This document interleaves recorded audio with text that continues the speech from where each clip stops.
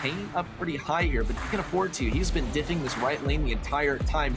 There's the tick head, and it is gonna get the kill on Jonski as well. Great plays there by Boss and Ekwak. Ooh, a desperation jump from Sumsar is gonna look for a kill. Almost gets the damage on it. Honeypot and Ekwak will be able to take out the remainder of it. Science is gonna be looking for a little bit of damage here and a big super from Ekwak. And Science does get taken down. A 3v2 matchup here. Sumsar is left for dead in this corner over here. We got to see good passes in order to get this ball in the goal. Looks like Boz is going to be ready for this one. There's the pushback from Science, but Boz, it's specifically to take out that Leon Totem, and we're even going to see Crow do a little bit of damage to it as well. Now he is keeping these guys back, and this is the classic trap of bot drop. You can totally get spawn camped here.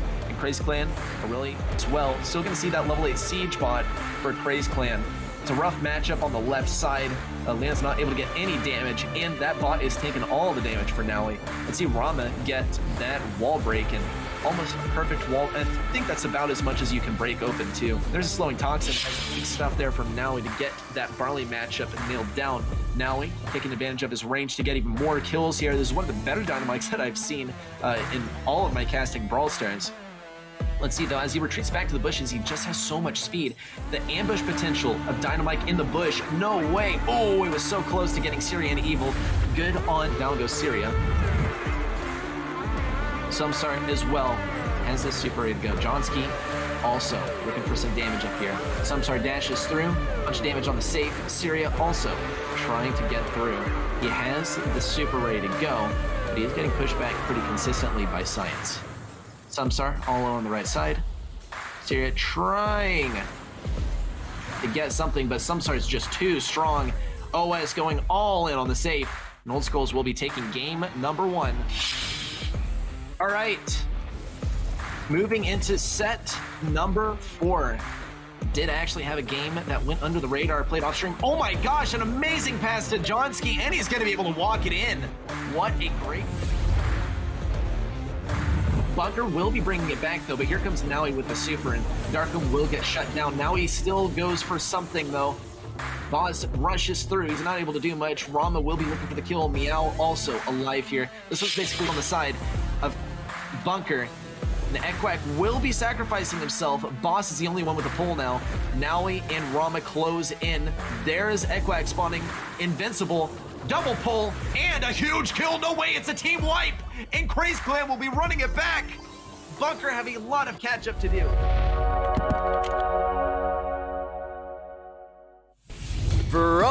players. The showdown will make history. Best teams from Russia, Ukraine, Poland, France and Turkey. Winners of the Open qualifiers and top 8 invited teams will meet in a final battle for the champion title and a bounty of $10,000. Join the stream on December the 7th. Don't miss out on the epic international group stage of GameStars Brawl Stars Season 2.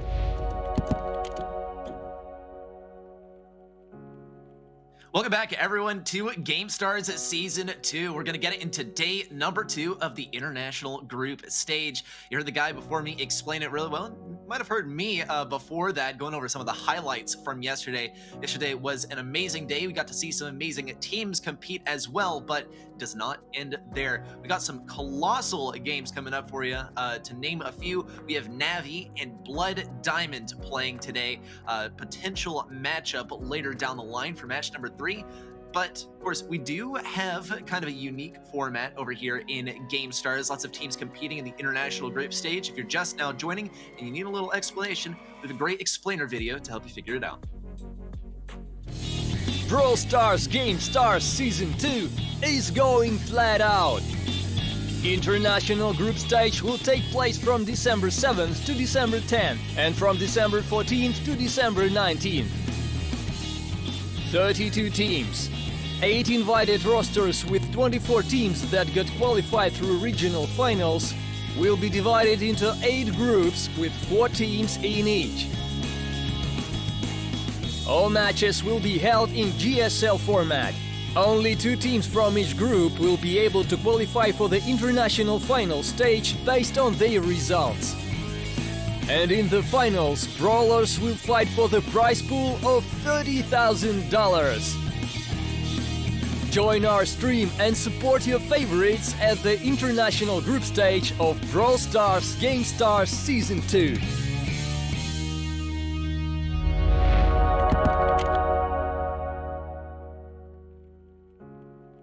And in case you missed any of that, don't worry, because I'm going to be reminding you throughout the day. A $30,000 prize pool, and of course 32 teams competing at this stage of the tournament. Yesterday we knocked out one of them, and we'll find out who the other team that gets knocked out is on December 18th. We got a lot of matches to get through today, and our first match for the day is going to be a doozy as well. It's going to be Navi versus Serenity Esports.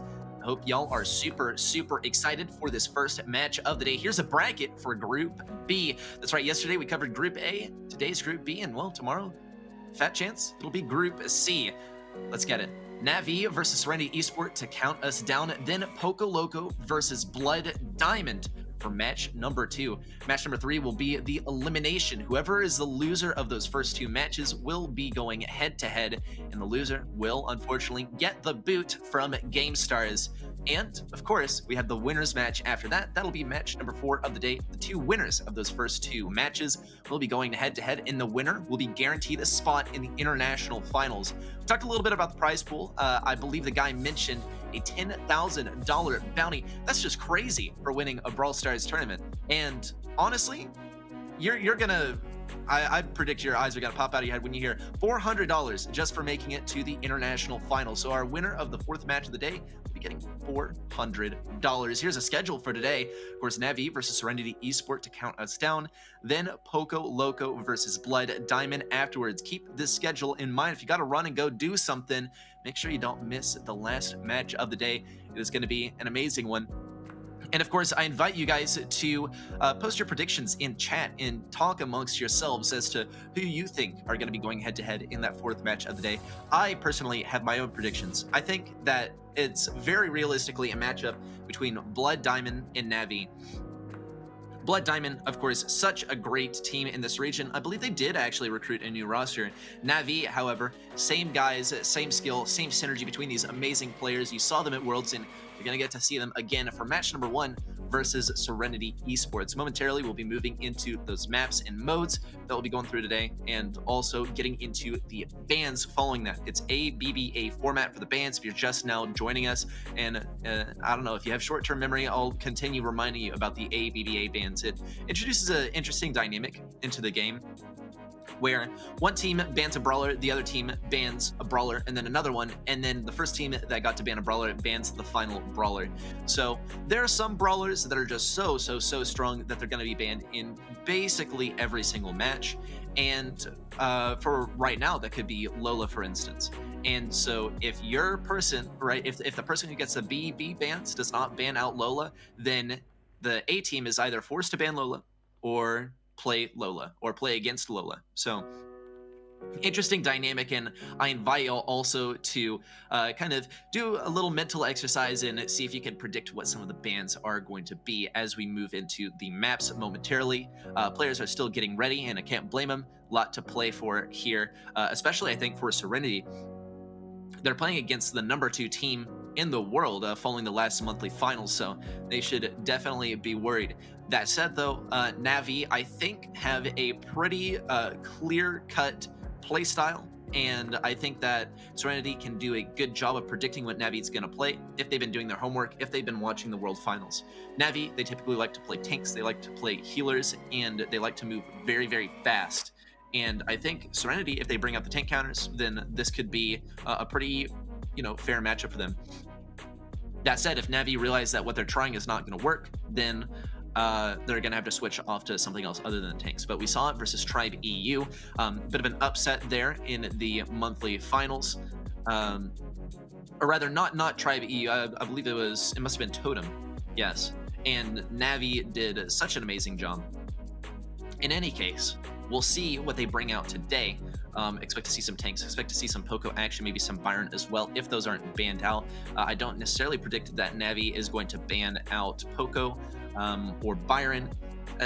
Serenity, they just might. We've seen actually Mortis banned every single match so far in GameStars, so that's 4 games running. So we'll see if we can keep up the streak today. I'm not necessarily hoping for it because Mortis does introduce some fun action into the game, makes the game a little bit less predictable, which makes it more entertaining to watch, definitely makes it more laborious to play.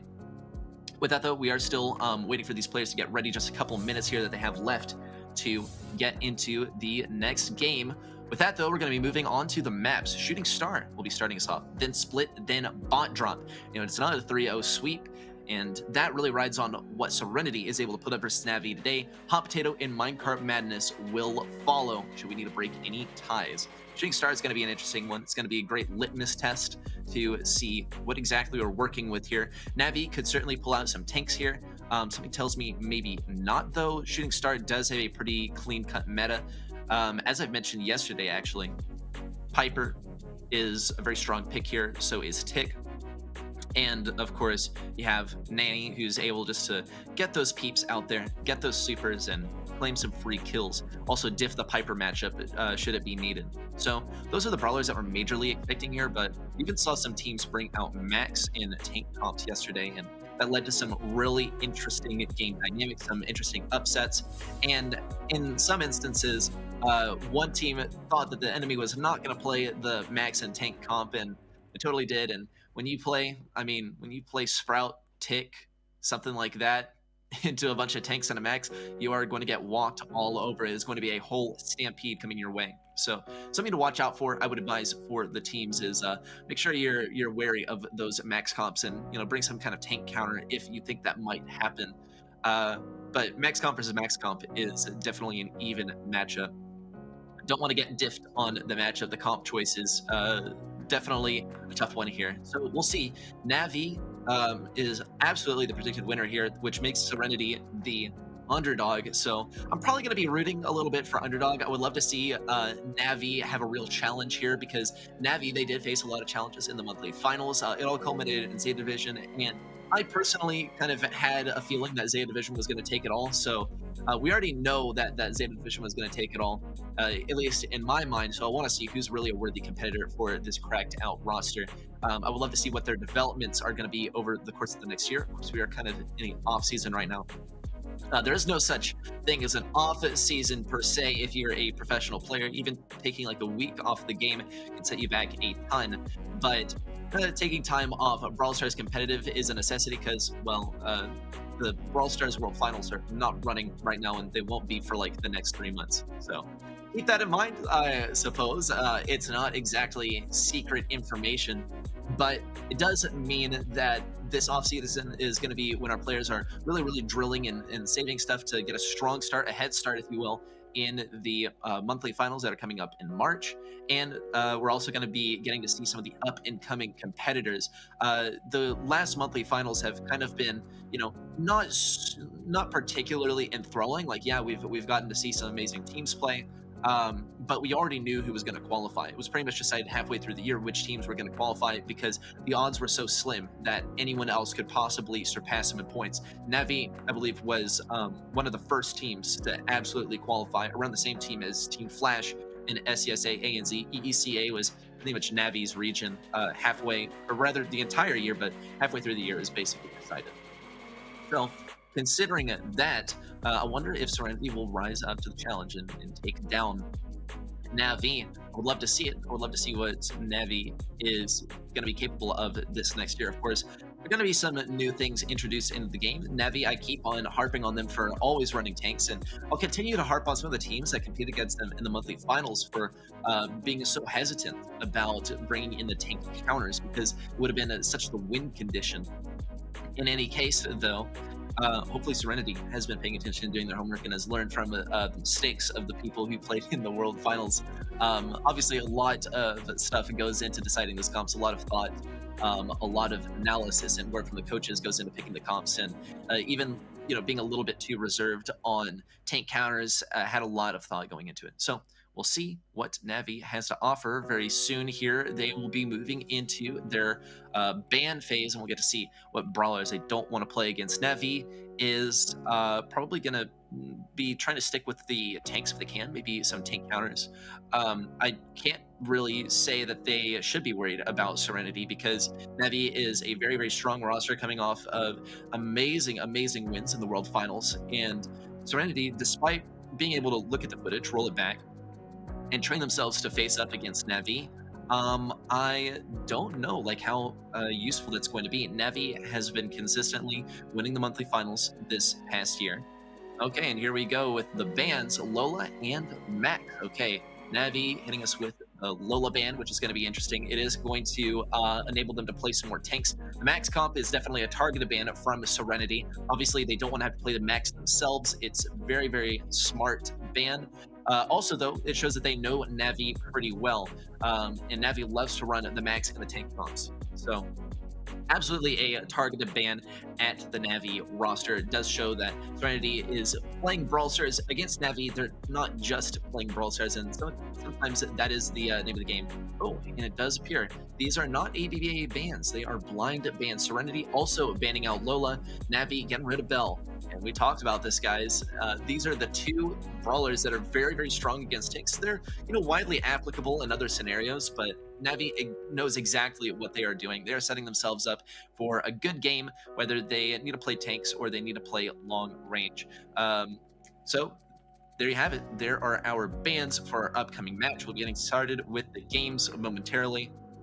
And I can tell you almost certainly that Navi is going to be running long-range brawlers here because they have to.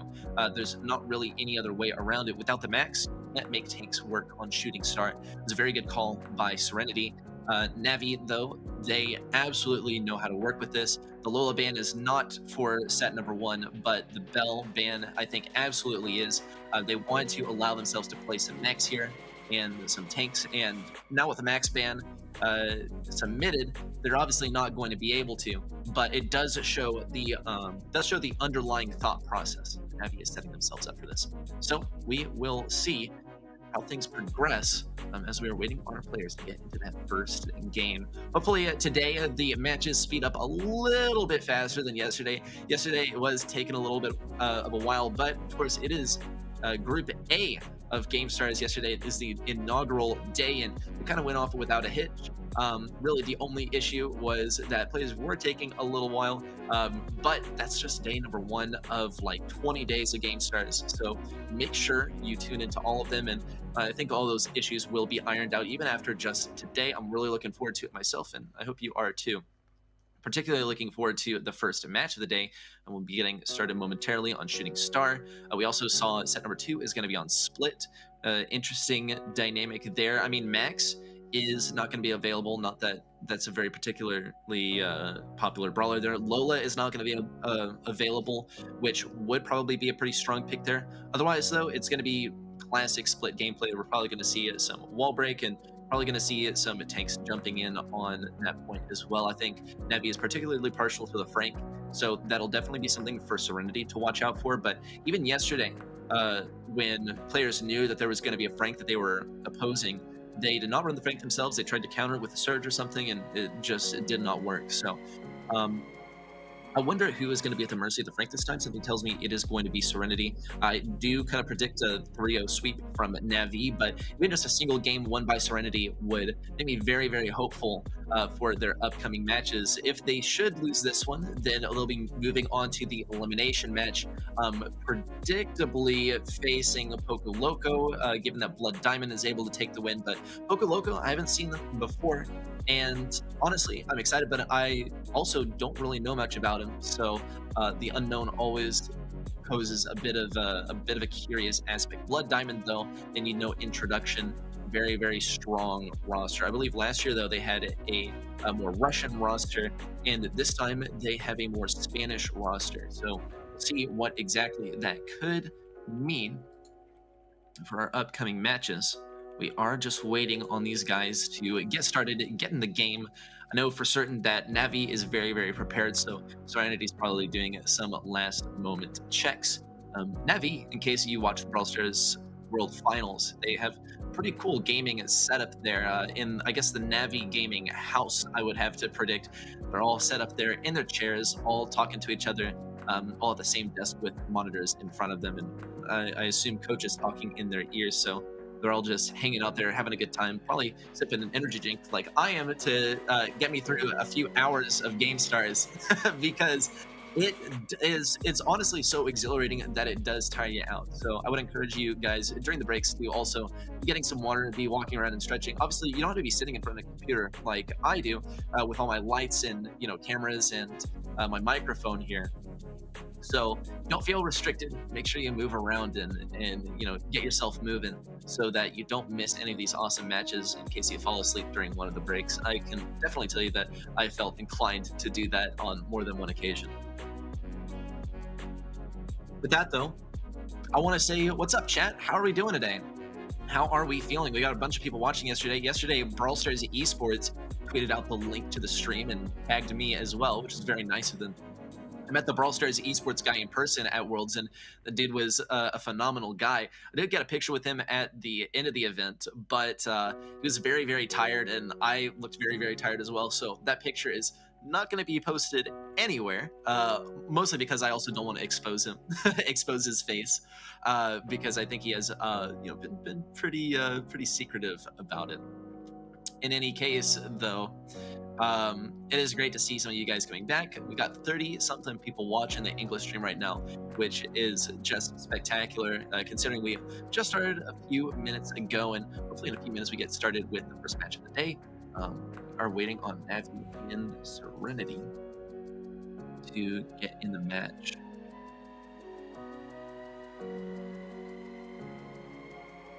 Anyway, still waiting on these players. And I'm waiting on you guys to come in and say something. What's up, y'all?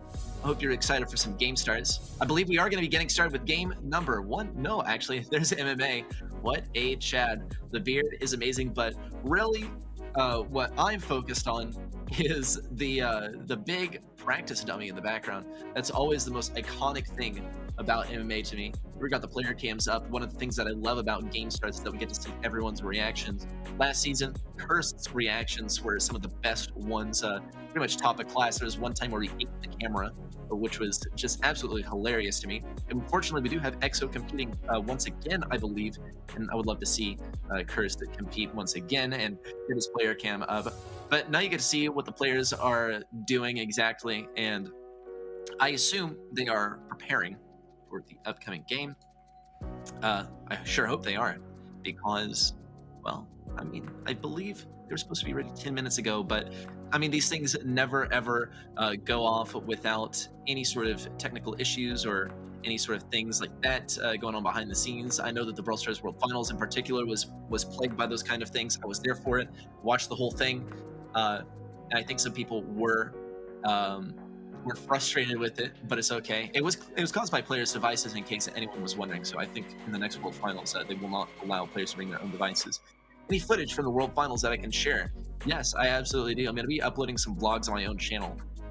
So I would encourage you guys to watch that. Of course, it's not going to be here. This is GameStars, and GameStars is going to be mostly what I'm doing over the next few days. So if you want to come hang out with me, if you want to come join and watch some awesome competitive Brawl Stars from all over the world, then I would encourage you to come back to GameStars, same place, same time, every single day this week. I'm also going to be back next week, and Teddy is going to take it from there for the rest of the international group stage. And then following that, the international finals we're going to do together. Ready? And Teddy. It's Teddy set in the flesh, all together on GameStars once again reunited. We got to do the first week of GameStars together for season 1, and for season 2, it's, I believe, just going to be us for the English stream, which is going to be really, really fun. In any case, yeah, I do have some footage. It's already edited. I already have the vlogs edited. I do have another video that I'm uploading this evening, so that kind of takes priority. But after that, I think like every other day, I'm going to be uploading a vlog from the World Finals. I have just 2, right? But it's enough. I think I'm going to also do like a loot video where I go over all the stuff that I acquired from the World Finals. If you look on my camera, actually, you can see some of the stuff that I got. Actually, I have 2 of these. This one. So Art in Develop Art, if you know who Develop Art is, he's a Brawl Stars artist, in case you didn't know. But gave me this little like coaster. It's the one from the Barley animation.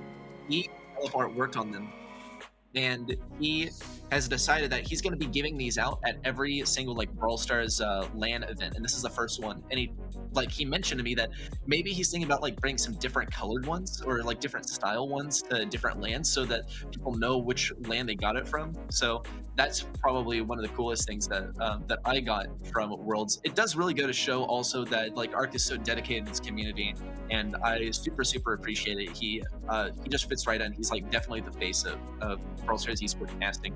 But behind me, you can probably see, well, okay, not that, but if I turn to the side a little bit this way, you can see I have my tag up there, the one that allowed me into the event, and I also got one of the little Spike figurines. They gave all kinds of really awesome stuff during the event.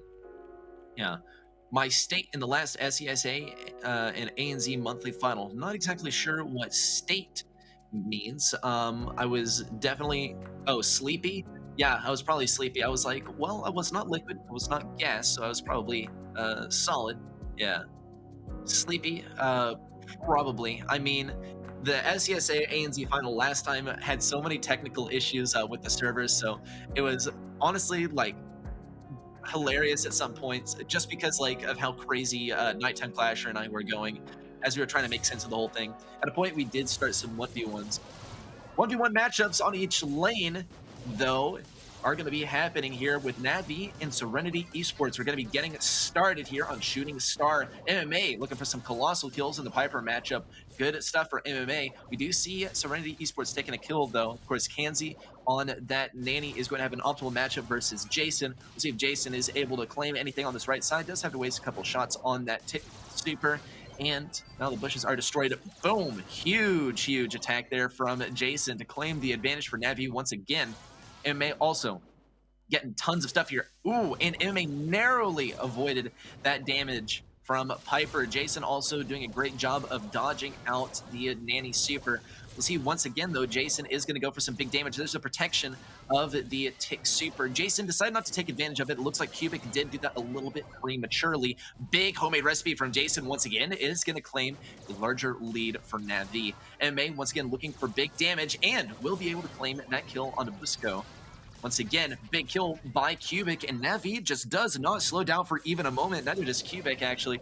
Keeps on throwing up those pins, and there are the return to cinders flying across the field. No kills off of it, though. Cubic around the right side is going to try and tank that peep. Jason will be the victim, though. Expert piloting there from Kanzi. Let's see it. Yurka once again, though, will be looking for some control. Cubic doesn't want to let it happen too quickly, too easily. Jason's doing a good job as well of hiding from these shots from Kanzi. Just got to hold the back line here. Cubic takes a bunch of damage, too. There's the spins. There's the pin. And, well, Busco might have to go for something pretty desperate here. Does go for the wall break. Not going to really help him too much versus MMA, though. MMA with his pinpoint accuracy. Ooh, and there's a homemade recipe. 9-9. 1 kill will claim the game. Jason is just a little bit away from getting taken down, but Serenity Esports was not able to capitalize on it. So close to a victory there for Serenity towards the end. But it goes to Navi. Such a close game. Definitely expected Navi to win that one, but I didn't think it would come so close at the end. We did see the crying tick pin from Cubic, and we did see the spins as well, still from Cubic, which does show that they are not taking this super seriously. I mean, number 2 team in the world? Okay, dude. Yeah. And honestly, I can see where they're coming from. But these kind of things, if you let them slip past you, then you might accidentally get upset. Yeah.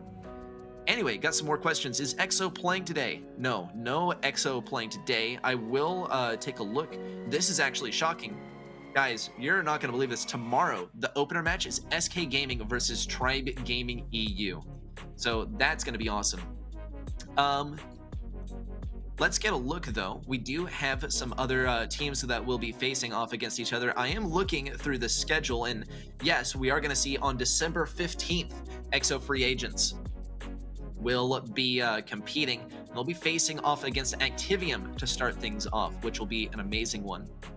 So I encourage you to come on December 15th. Of course, the schedule is out there. Make sure you follow the GameStars socials so that you can keep in touch with all of that. With that said, though, let's bring it back to Navi versus Serenity Esports. I think that was honestly a really good comeback by Serenity Esports, and Navi definitely got a little bit nervous there, and if they're able to mentally reset, which I know they're able to, then they will be able to take this one pretty handily, I think, from Serenity. But Serenity was looking a lot better than I expected, without a doubt. Yeah. Cat Burglar Jesse Skin. Yes, I did get it, actually. How surprising were the results in the World Finals? I think I got, like, let's see, day 1, I got 1 wrong, which was SK Gaming losing to Tribe NA. All the other ones for the first 2 days I did get right, though. For the final day, though, I was incorrect on a lot of them. I did, however, predict that Zeta Division was going to win it all at the very beginning. Just something told me that they were going to, even though I was constantly betting against them and hoping that someone else would win. I really wanted, like, Tribe NA to win. I would love to see that, but it didn't happen. Right, but Zeta Division, at least I felt correct on that one. Let's get into game number 2, though. Navi is leading by 1 game here. Serenity will be looking once again for that nanny matchup on the right side. We'll see if it works. Ouch, and yes, it does. Kanzi is able to get the kill off of Jason with the return to sender. MMA does claim a kill on Busco, though, and MMA is honestly, I think the first M stands for MVP. I don't know what the other M's and A's stand for, but most certainly, MMA is one of the most talented mechanically players on the roster. Interesting piloting there by Kanzi of the Peep to take out that obstacle. Jason is not going to be bothered by it, it doesn't seem. Ooh, and great teamwork there from Kanzi and Busco to get the kill onto Jason. Cubic will be forced to rotate over to the right side. He's going to try and corner someone in here. Yurka is taking a lot of damage here, though.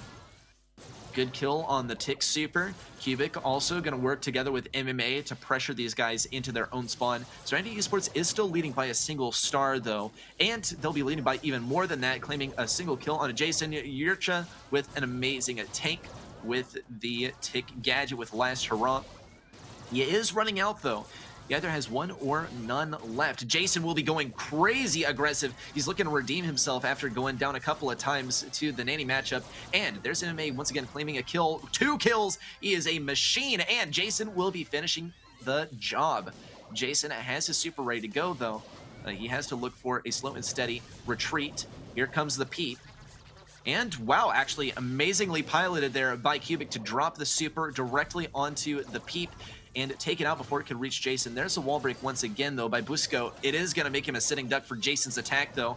On the right side, Kanzi's looking for something. So is Yurcha. Are they going to be able to do it? Does not look like it. 14-6 will be the final score.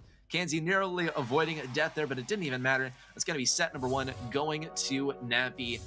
Pretty much as we predicted. Unfortunate there for Serenity. That was much different from game number 1, but we did see actually some good signs as they were able to pretty consistently take down Jason. Thing is, MMA consistently popped off the entire time. MMA on the Nanny is something of wonders, not something that you want to find yourself faced against. And I think maybe in a Nanny v Nanny matchup, it would have been more optimal for Serenity, but I can guarantee you that Navi would have continually switched the lane matchups to not permit that to happen. So with that, we're going to be moving into set number 2 pretty soon here. It's going to be split.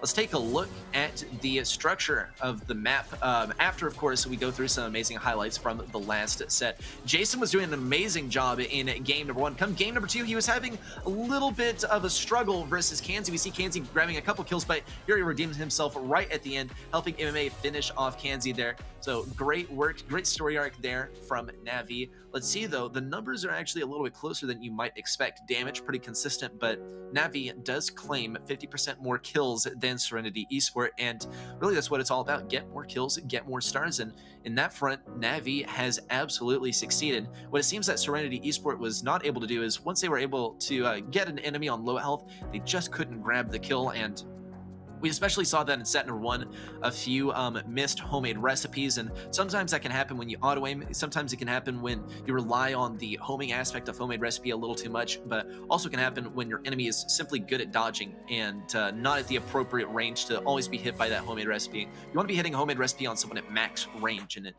sometimes was not the case. Let's see, though. Split will be set number 2. Probably not going to see any homemade recipe. Probably not going to see any long-range brawlers here, unless, of course, it is the fabled B and Colt strategy. Colonel Refs is also a strong competitor on this map. Probably going to see him up around the right lane.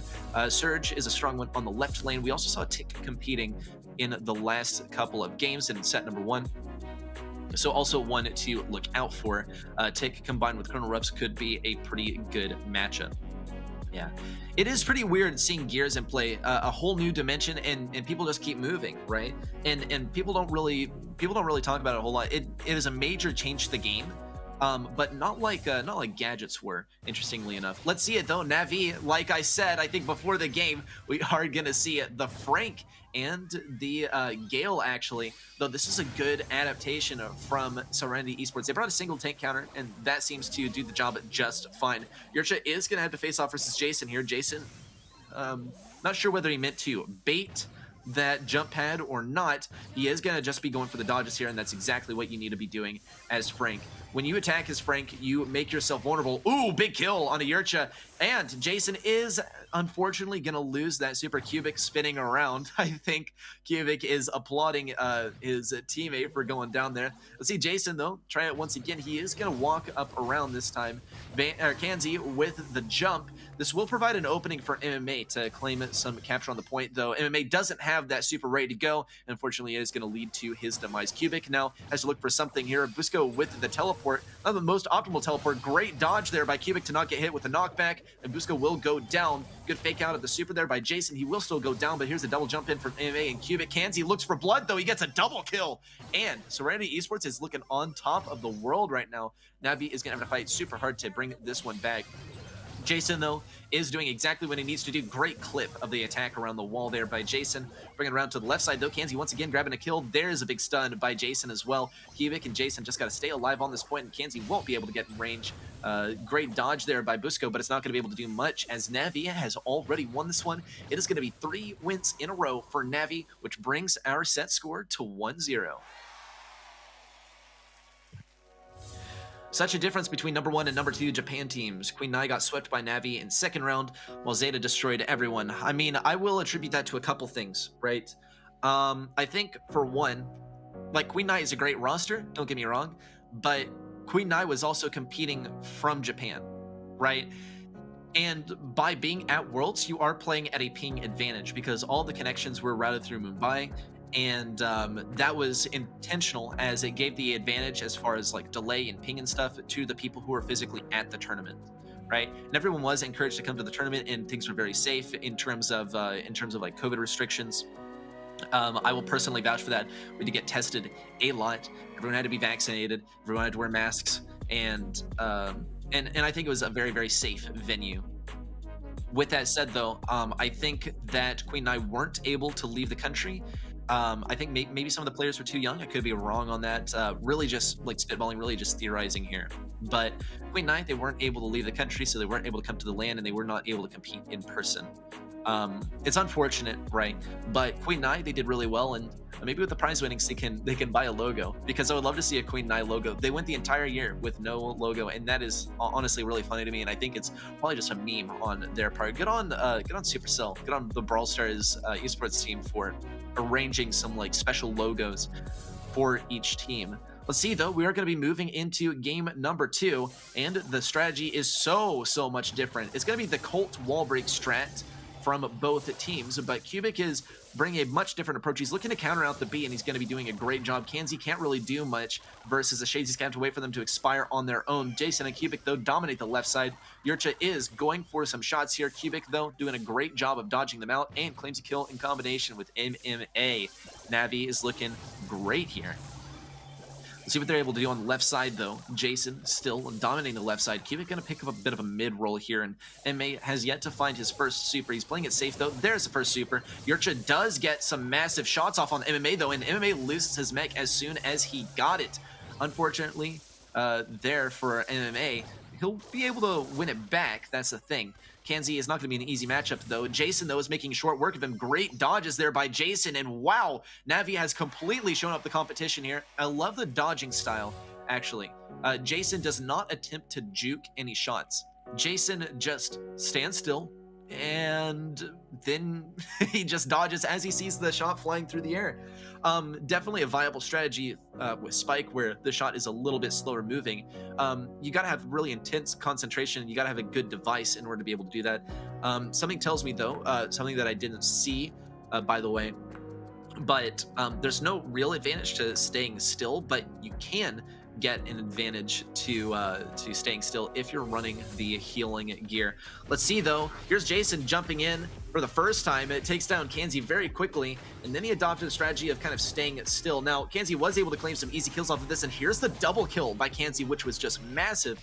And Serenity Esports had a pretty realistic chance of coming back after this one, but Navi were able to wrest back the reins and claim that game for themselves. Game number 2 was a huge showstopper from Navi, especially Jason claiming that long-range kill on Kanzi, then versus Spike. Immediately after that clip that just played, we saw the unique dodging style from Jason. Hopefully I get to interview him and ask him about it some of these, one of these days. Let's see the kill and capture difference, though. And Serenity Esports, this is huge. You can see that they got a lot more damage, but this is the reality of playing versus tanks. I would mainly attribute this to game number 1. Even just taking down Frank is already at 10,000 damage, and we saw Jason consistently taking damage, but not going down a whole lot. He was just rushing into that left side at some points, taking a bunch of damage, then retreating, just to try to apply some pressure to the enemy by running them out of their own shots. And that proved to be really effective, especially in game number 2 when he was playing a long-range brawler. Let's see, though. Set number 3 is going to be all about those long-range brawlers, though something tells me that Navi is still going to try and bring some tanky boys to the action. Bot drop, you love to see it. It is a pretty unique map when we talk about Siege, as has such a wide open mid. Now, those bushes on the sides as well as the obstacles do provide some opportunities for shorter range brawlers, as well as Leon, I think, in particular, as he's able to pop up with that lollipop behind the obstacle, and that does give an advantage to Bell in the matchup. But, of course, Navi, they banned out Bell at the beginning of this match, so we're obviously not going to be able to see it. Who's my favorite esports player? It is a tough call. Esports player in Brawl Stars or just in general? Probably my favorite brawler. I'm going to go with... I really like Sprout. I think it's a well-designed brawler. Yeah, and Zeta is absolutely ridiculous. I completely agree. You can see I'm supporting Zeta with my energy drink of choice. If nobody's got me, I know No way. No way. Oh my gosh, no way. No way, no way. This is insane. This is insane. I never thought I'd see it again. Hold up. I gotta message someone right now.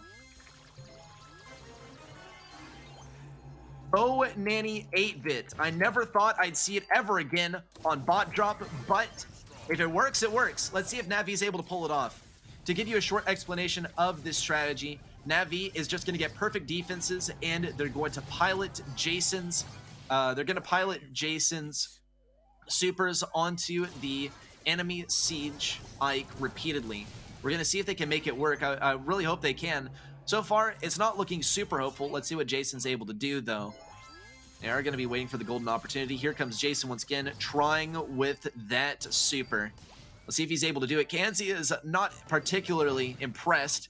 Kanzi is going to get taken down. He did have a nice tank of that attack. Cubic still trying this one. We'll see if Navi is able to get a win off of this, though. It's such a unique composition. Navi really bring themselves a challenge, though. Let's see what they're able to do. Serenity will be pushing forward with this bot. Or at least they're going to try. Here comes some damage onto the Ike. And now Navi is actually going to commit to playing mid. And they are going to just try and win the last siege. This is huge. MMA taking a bunch of damage. He will go down, but there goes the damage booster as well.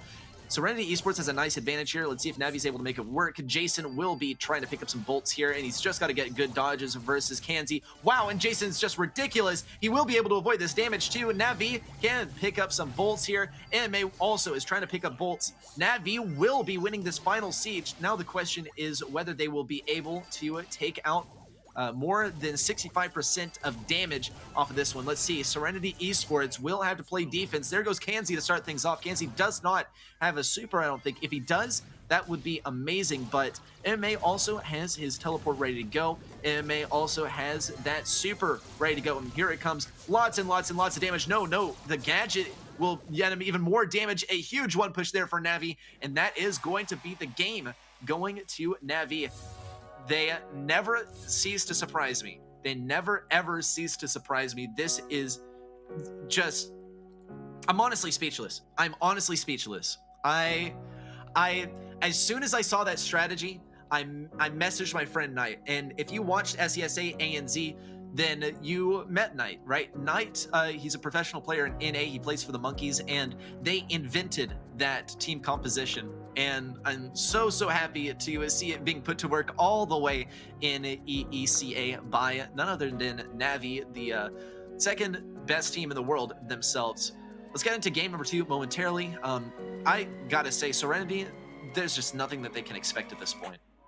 I would almost say that the match is already over. I invite Serenity to try their best, though. They just weren't able to get good pushes in. If they were able to get like Piper up there and break open some of the walls, then maybe they could have, if they had backed up a little bit more and not pushed up so high on the enemy, and relied on Navi to just consistently turtle up and try and defend the entire time, then I think they could have actually taken that win right there. But they got caught off guard in one way and then another way, and it just snowballed into a victory for Navi. Great stuff from them.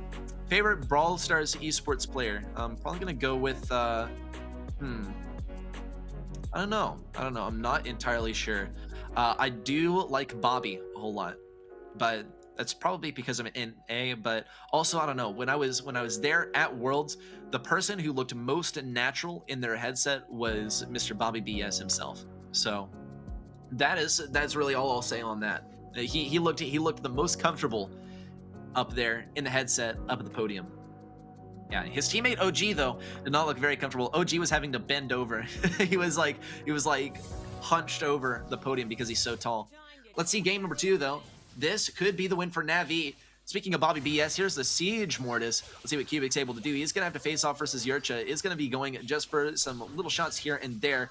Yurcha going for a big stun onto Jason. Will be claiming the kill too. Cubic tries to get out of here. Big stuff from Yurcha, and Yurcha will be getting this bolt and winning the first siege for Serenity Esports. Navi are going to have a tough defense for themselves as they're running triple tanks versus a Byron and a Pam, which completely outranged them. There's a stun, but it's not going to do much. Yurcha still is able to claim something. Cubic goes for the double bats. He is able to get it. There's another chain, and he will be getting a pretty good defense here, though the bot is going to go to town on their Ike. We'll see how much damage it adds up to. Cubic is going to go for a little bit of damage here. 72% is all that remains. A considerable amount considering how little Navi actually did to defend that bot. Let's see what MMA has to offer, though. He is going to get hit with the Chug Splash from Byron. MMA still trying to keep up the defense. Yurcha is on such low health, he won't be able to get the super in. Jason, though, does get the kill. Yurcha goes for the stun and the counter stun from Jason.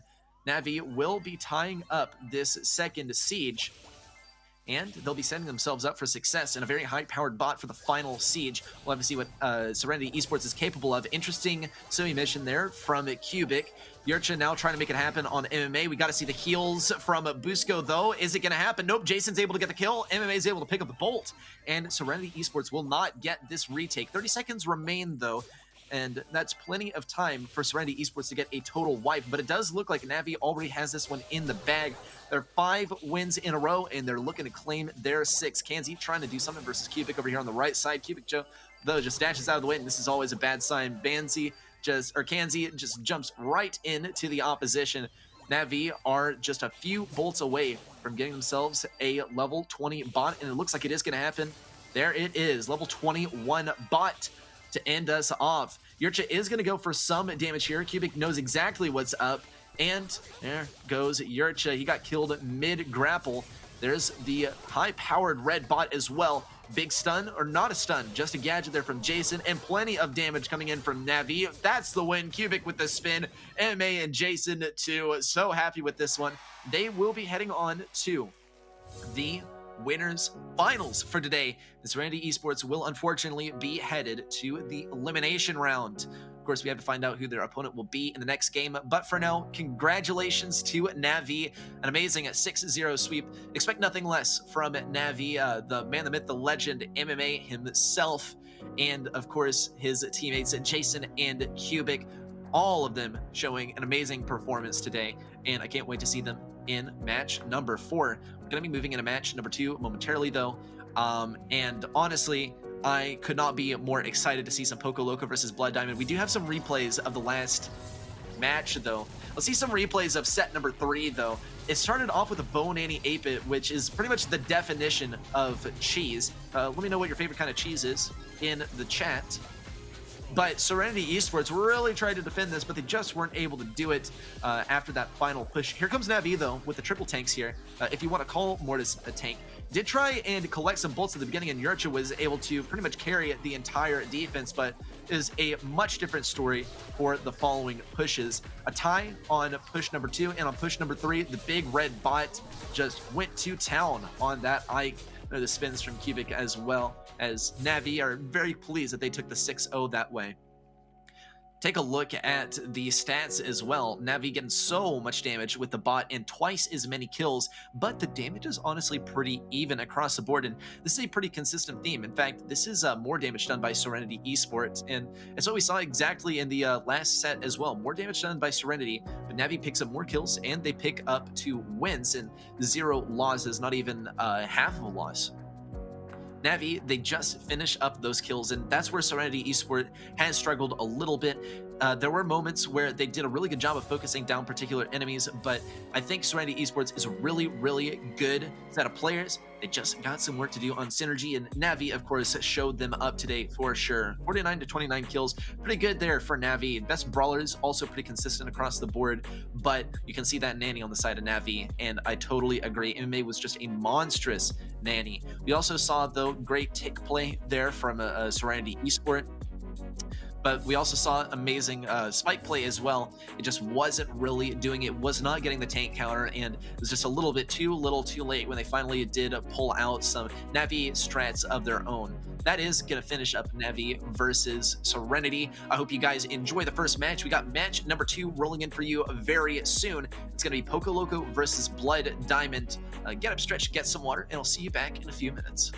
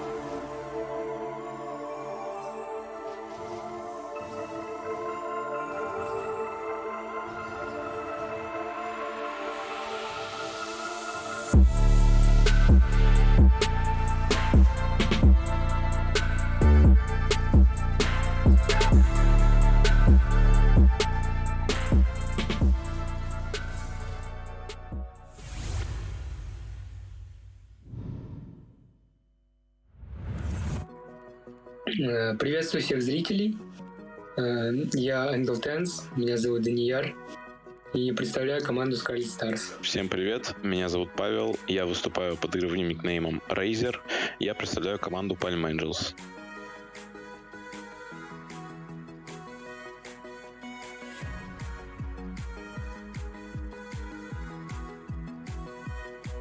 Десять. 10.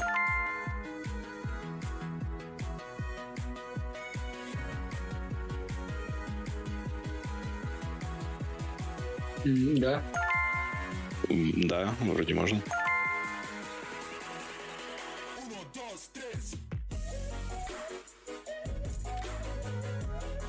Я думаю, что около 9. Насколько я помню, 6.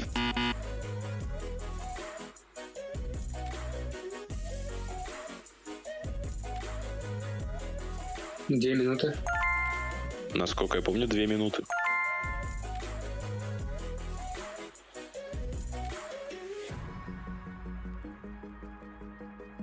На данный момент может находиться 3 человека. Ну, после обновления в клубе может находиться максимум 30 человек. —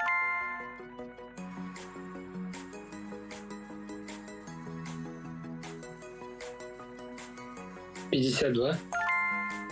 Сейчас в игре доступно 52 бойца.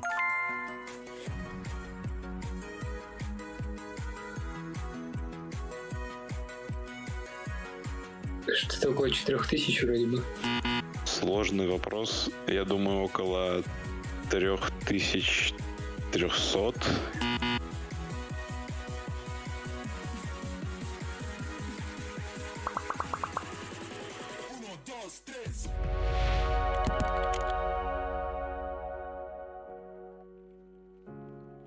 Well, I hope you had just as amazing of a break as I did. I got to get up, stretch, and get excited for our next match of the day.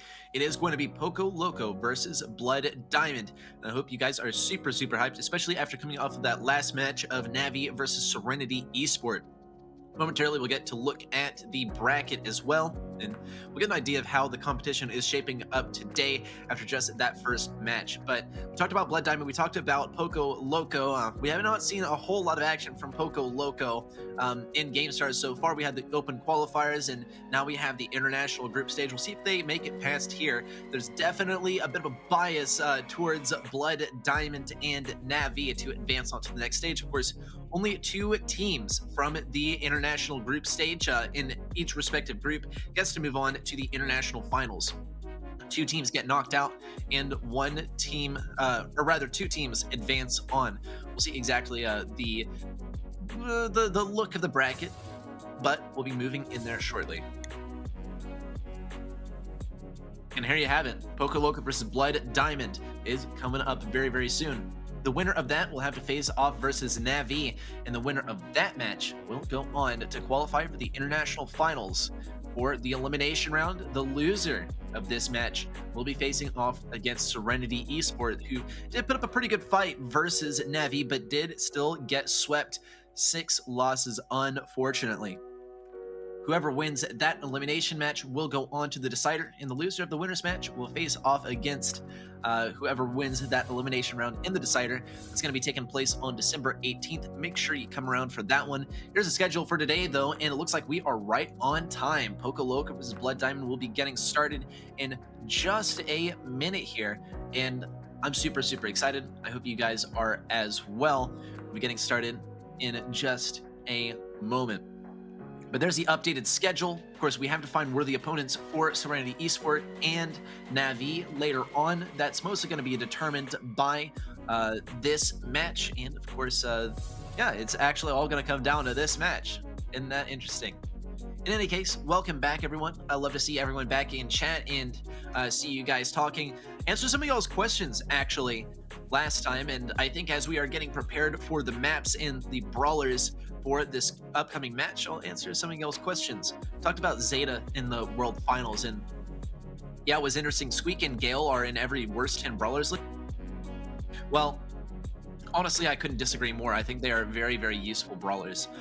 Squeak is not a very common brawler, but Squeak is used exactly for one purpose, and that's to counter out Leon and to get rid of his lollipop drop really quickly. Also, with the use of the gadget, you can take it out at very long range. That plus Gale is actually a very, very high utility brawler, and I disagree with people that say he's a useless brawler. I think people see that his super just pushes people away and they say it's like not useful, but I mean, take a look at his gadgets, right? Take a look at his star power possibility of slowing down everyone that his attack hits. I think he's a high utility brawler. You just got to play him right. Factory Rush is actually a pretty good map for Gale. You see those areas right next to the Ike where the bot would like to travel down, where you can throw down that polar vortex. Will be a good possibility for defenders here, though I do predict that the teams here are going to be using Sprout more than anything. We'll see, though, if Gale is a popular choice here. Sneaky Field's probably not going to be a popular choice for either of those useless aforementioned brawlers, as someone put it. Dueling Beetles is going to be next after that, and should we move on to set number 4 and 5, which we didn't in the last match, Layer Cake and Safe Zone will be our maps of choice. So there you have it. That is our map selection for the day. Now, the only thing we have left is to find out what the bans are going to be from each of these teams. Given that we're starting off on Factory Rush, I do think we'll have like a Bell ban, and I think a Leon ban would also be in order. So we do have to consider, of course, the other maps that are in rotation. Here's the first set of bans, though, from each team. Poco Loco with the Byron ban and the Lola ban from Blood Diamond. I think this is a pretty good ban from Blood Diamond. Not exactly a high confidence ban from the side of Poco Loco. This is a little bit more confident. They don't want to be playing Byron themselves, and they don't want to be playing against it. And this is a good strategy to take into account when you're picking your bans. Is pick a brawler that you know is good, but that you can't play very well, and then you can pretty much get away with banning it for a very, very long time. Eventually, it will come up. It will catch up with you. There will be more powerful brawlers.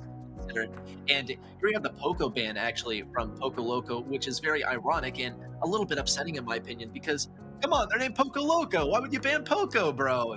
And the Mortis ban from Blood Diamond. Obviously, they're going to be playing some long-range brawlers. They don't want to get countered out by Mortis. Bell and Piper are going to be popular as we move into Factory Rush for the first map of the day. But I'm still not over the Poco ban. How could you betray Poco like that? I cannot believe you, Poco Loco. You know what, Poco Loco? Nah, I'm not going to say it. But I do think that Blood Diamond will be taking the victory without Poco Loco playing their mascot. Typically, the ban of a healer is a confidence ban. As you're saying, yeah, I'm confident enough to ban a healer rather than one of the more powerful brawlers in the game. And that shows that you don't need to rely on kind of the rock, paper, scissors aspect of, are they going to play, or are we going to play a healer and a couple of tanks? It's, a pretty easy strategy to execute, but if you get countered, then it's actually impossible to do. But if you are not playing into any counters, then Poke Double Tanks, or PDT as people call it, is going to be very, very strong. And it's easy to run too. You just have 2 tanks run at the enemy, and Poco constantly heals them up. You get some damage on the enemy as well, and farms up the supers. Poco Loco for the win. Man, they just banned out Poco. I'm not super certain. I don't know how you can name your team Poco Loco and then ban out Poco. That just seems wrong. But yes, hopefully this was just an instance where they were forced to get rid of the boy Poco. And they are mourning the fact that they will not be able to play him, and we'll get to see some Poco play later on. There's a fair chance that Blood Diamond will be taking the win here, just based on their performance over the course of the past year. Poco Loco, they will either be facing up against Navi, or they'll be facing up against Serenity Esports. And we saw Serenity Esports. They were not necessarily scared of the healers themselves, so I think that Poco Loco could be possibly employing some healers in that matchup. They don't need to worry about it. There's a pretty good chance they'll be facing up against healers. Versus Navi, you do want to be getting rid of the healers, and we saw just a little bit of that from Serenity Esports. Like I think one brawler that was banned that was a healer. In any case, though, momentarily we'll be moving into Factory Rush for our first map of this matchup. And I think it's a great map to start us off. It's a long range, so we get to see the mechanical skills of both teams, as this is our first time seeing them here, starting off in the international group stage. That said, though, Siege is kind of one that can go either way, and we did see that actually in the first match of the day. We saw it in Factory Rush, how it's kind of cheesable. We saw the Bo Nanny 8-bit and how that was possible. And I think that speaks volumes about what is possible in Siege. You just basically got to win the last siege, and winning the last siege is made a lot easier by winning the first 2 sieges, and that's the only reason. And you know, winning the last siege is made a lot easier by winning the first siege. So really, the first siege is the most important one, and you just have to hold on to control for as long as you can after that. So we'll see what exactly is waiting for us on the other side. We see we're really moving into Factory Rush. Just gotta wait on the players to get ready. And that is usually the bottleneck of these kind of tournaments. Especially like big tournaments like these, is that you just gotta wait for the players to press the ready button. You wish you could go to their house and press it for them and just make them get in the game, but it's not really a possibility. You just gotta wait on them to get started. So that is what is keeping us waiting at the moment. But until we get into that first game, I will pick y'all's brains a little bit and ask you, what are some of the brawlers that you guys are hoping to see in the upcoming match? And I'll be looking at y'all's responses in the chat. I do encourage you guys to talk in the chat, because it does make the broadcast a lot more interesting. And I love to see people engaging with the tournament, because these are some very interesting matches, especially match number 1. But match number 2 is an interesting one as well, because Blood Diamond, this is my first time seeing them for a few months. And I want to see if they're still like the same at the same level that they were before, and maybe we've seen some roster changes as well. In any case, Blood Diamond will be coming up shortly. Just have to wait on the players to get ready. Been about 10 minutes, but it will never match what I had to weather in SESA ANZ, where there were about 50 minutes where I had to stall and wait for the players to get ready, and that was a really fun one. It never would have flown on a real broadcast, but on SESA ANZ, when it's a community broadcast, I guess so. I guess it's a possibility. Yeah.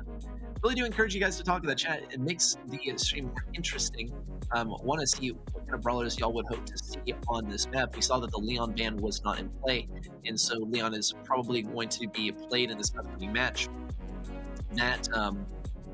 That plus some Bell action as well. So we have Leon, Bell, and then one other brawler. Stu is available, and Stu's going to be a strong brawler, but I think Buzz is going to be even stronger. Buzz getting that gadget, getting that free super that doesn't stun, but it gives you great mobility, and that'll get you up to mid to collect a bolt very quickly.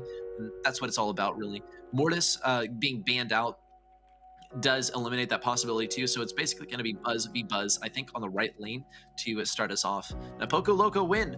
We hope so. Cross our fingers. Yeah, make sure you cheer on your favorite teams, because I mean, I think Poco Loco is going to need it. Blood Diamond is a pretty terrifying roster. This honestly, I mean, this is the beginning of the offseason. This is the beginning of the development period before we get back into the mainstream sort of phase of Brawl Stars World Finals competitions. So this is when they need to be preparing this, when they need to be stealing the show as well. Need more Shelly in these competitions. Honestly, I love Shelly. I love playing Shelly. The thing is that I just have such trouble with getting countered all the time. And then we do actually see the Leon and the Bell on the right side from Blood Diamond. Poco Loco not going to employ the Leon. They are going to use the same Ricochet, though. Black Sea is going to get a pretty handy win here. Javi also will be throwing down that nest egg, and this is looking pretty dominant for Blood Diamond so far. They have locked down control of mid. They've won the first siege as well. Poco Loco hasn't won a single bolt here, unfortunately. LPL will be going down, and Peset does need to keep up this defense. He's going to be doing a great job, though, with that super and colossal damage as he deliberately keeps himself low on health. And there's a stun from the nest egg as well. Peset avoiding the damage from the SSJ as well. Ooh, actually, big kill there from LSSJ, and Javi will be finishing it off. Big pinch there on a Michu, and it looks like Poco Loco is basically locked into their own spawn. LSSJ does still have that super ready to go as well. We'll see if Pesset is able to do anything about it. Pesset, we'll have to see what gadget he is running. And if that's able to do anything, yep, there's a big cactus. LSSJ is waiting for it to go down. Javi is taking it down as well. LPL trying to help out on the left side. Michu getting dominated by Black Sea. Hopefully he's able to win this for the last siege, because it is going to be a rough retake. Blood Diamond has such a large advantage. Pesset, though, doing a great job of defending. Michu also doing his part to keep that damage rolling in on the bot. Only 52% remains on Poco Loco's Ike, which is kind of a lot considering that Blood Diamond has not pushed in even a single time. They are just holding on to mid control. Good kill there on LPL. Javi is going to get that kill as well. Wasted super there from Black Sea. Blood Diamond does not have a concern in the world. Blood Diamond basically just going to sit still here and wait for the enemies to walk into them. It does look like Poco Loco is having tremendous difficulty pushing in here. They're just getting repeatedly diffed on the lane, and Michu is getting diffed as well. A bit late there on the bouncy castle, and this is looking like a win already for Blood Diamond. There's no way for Poco Loco to come back at this point. They might be able to bring it back in the next game, though. They just got to get a strong start. I would say probably the most interesting thing is we did not see any buzz play to get that first bolt. Blood Diamond, they wanted something more control based, and they had no opposition to getting a good retake. They're bringing in the bell, so they're able to defend the bot pretty well. But they didn't seem to be in any hurry to get up to mid. They just came to mid, got the job done, and headed back out. Yeah, BD. I'd love to see it, dude. BD is taking the win so far. Their momentum is looking pretty good as well, as they've taken the first win. And heading into game number 2, they're probably going to be even more dominant. I mean, y'all saw that they completely spawn trapped Poco Loco, and there's no way for Poco Loco to get back out. Or rather, there was. They just had to win the individual lane fights, which did not appear to be happening. We saw it time and time again on the left side. Black Sea was getting great control on the left lane versus the Rico, and I think maybe that could have been the downfall of Blood Diamond, is that they, or rather the downfall of Poco Loco, is that they were consistently going for the 1v1 matchups, which were really not working well for them. And Blood Diamond, yeah, there were points where they went for 1v1 matchups and got the victory, but by and large, that's not how they were winning the matchups. They were going like 2v1, and statistically, you are going to win that match more than you are going to, even lose a single teammate on that matchup.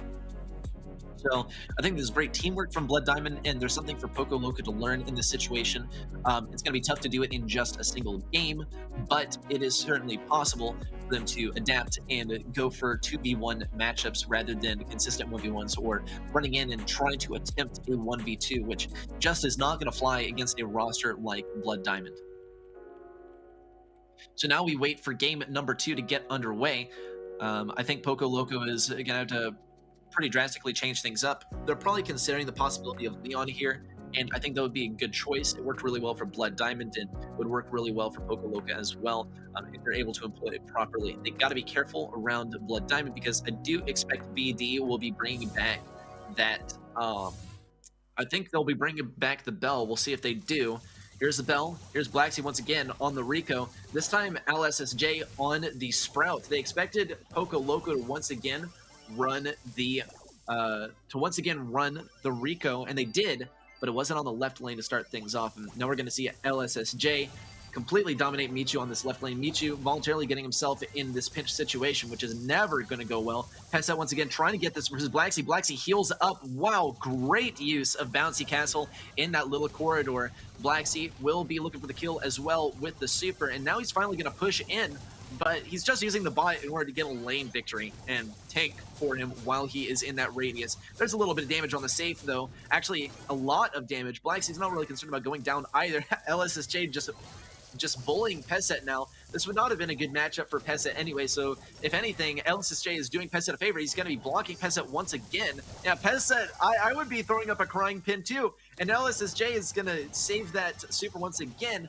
Michu did have the shield, though, so that's not going to work out too great. LSSJ is still able to get a kill, though. LPL is going to try and push through, though, after a great kill onto Black Sea. Blood Diamond will be collecting that level 3 siege bot, though, for the second siege. LPL might get away with a couple of bolts here, and that's going to be instrumental for getting that final siege. Blood Diamond, though, still not very concerned. Even Javi has that damage amp hanging over his head. LSSJ has that hedge as well, and he's going to be using it to block off this area. Javi will be, wow, LSSJ used his gadget to break down the hedge so that Javi could get that last bit of damage on the Ike. Obviously, it didn't work out. Blood Diamond are going to be down at least 2 bolts for this siege. We'll see if Headset's able to bring it back. It looks like he will, but here comes LSSJ. He's looking to push up the left side, and he's going to be able to. Black Sea also will be winning this matchup on the right. 11% remains on the Ike, and there's the tie. Blood Diamond narrowly got that tie. This is going to be a 2-0 sweep for set number 1. And there's a tank as well from Javi. 90 health left. Black Sea could go for it. He might just go for it. No, maybe not. No, Black Sea's not going to have it. He's going to walk right up the right lane and maybe go for a kill instead. We'll see what he has planned for us exactly. Oh no, wait until the very last second to go for a trick shot, of course, which is the name of his super. So a little bit of Rico trivia there for you. But Blood Diamond completely showed up the competition. Poco Loco really did give it their all, and you could tell too. But they made the same mistakes as game number 1 in game number 2, and hopefully, I'm always holding out hope for the underdog here. They don't make those same mistakes in set number 2, but something tells me that it just might happen, and Blood Diamond's really going to take advantage of that. They're going to continue to put Poco Loco in these scenarios where they are in a 1v2. Let's get some highlights, though, of the last set, and we can break it down. There's where we saw game number 1. Big damage from the bot, as Blood Diamond didn't even push in once with that bot. Michu did try and get the defense there towards the end. Black Sea, though, here in game number 2 was getting so much damage, and we saw repeatedly LSSJ just abusing that Ike. There was the great teamwork there from Javi and LSSJ, breaking down the hedge with the gadget, with Sprout's gadget, to get some more damage on the Ike. Didn't net them a victory then and there, but it was a great show of their talent and their team communication. Take a look at the discrepancy between these stats as well. Lots more damage dealt by Blood Diamond, and pretty much 3 times the kills done by Blood Diamond, and 0 damage taken on their Ike the entire time. That really has to hurt there for Poco Loco. We'll see what it means later on. They still have that Poco ban in play. I think maybe this is just an omen, right? I think the Poco ban was an omen, and it showed that Poco Loco was going to have a rough day-to-day without their boy, without their mascot. Morale is a little bit low. We'll see what that means in set number 2 when we move into it. We'll get an idea of what the map is going to be as well momentarily.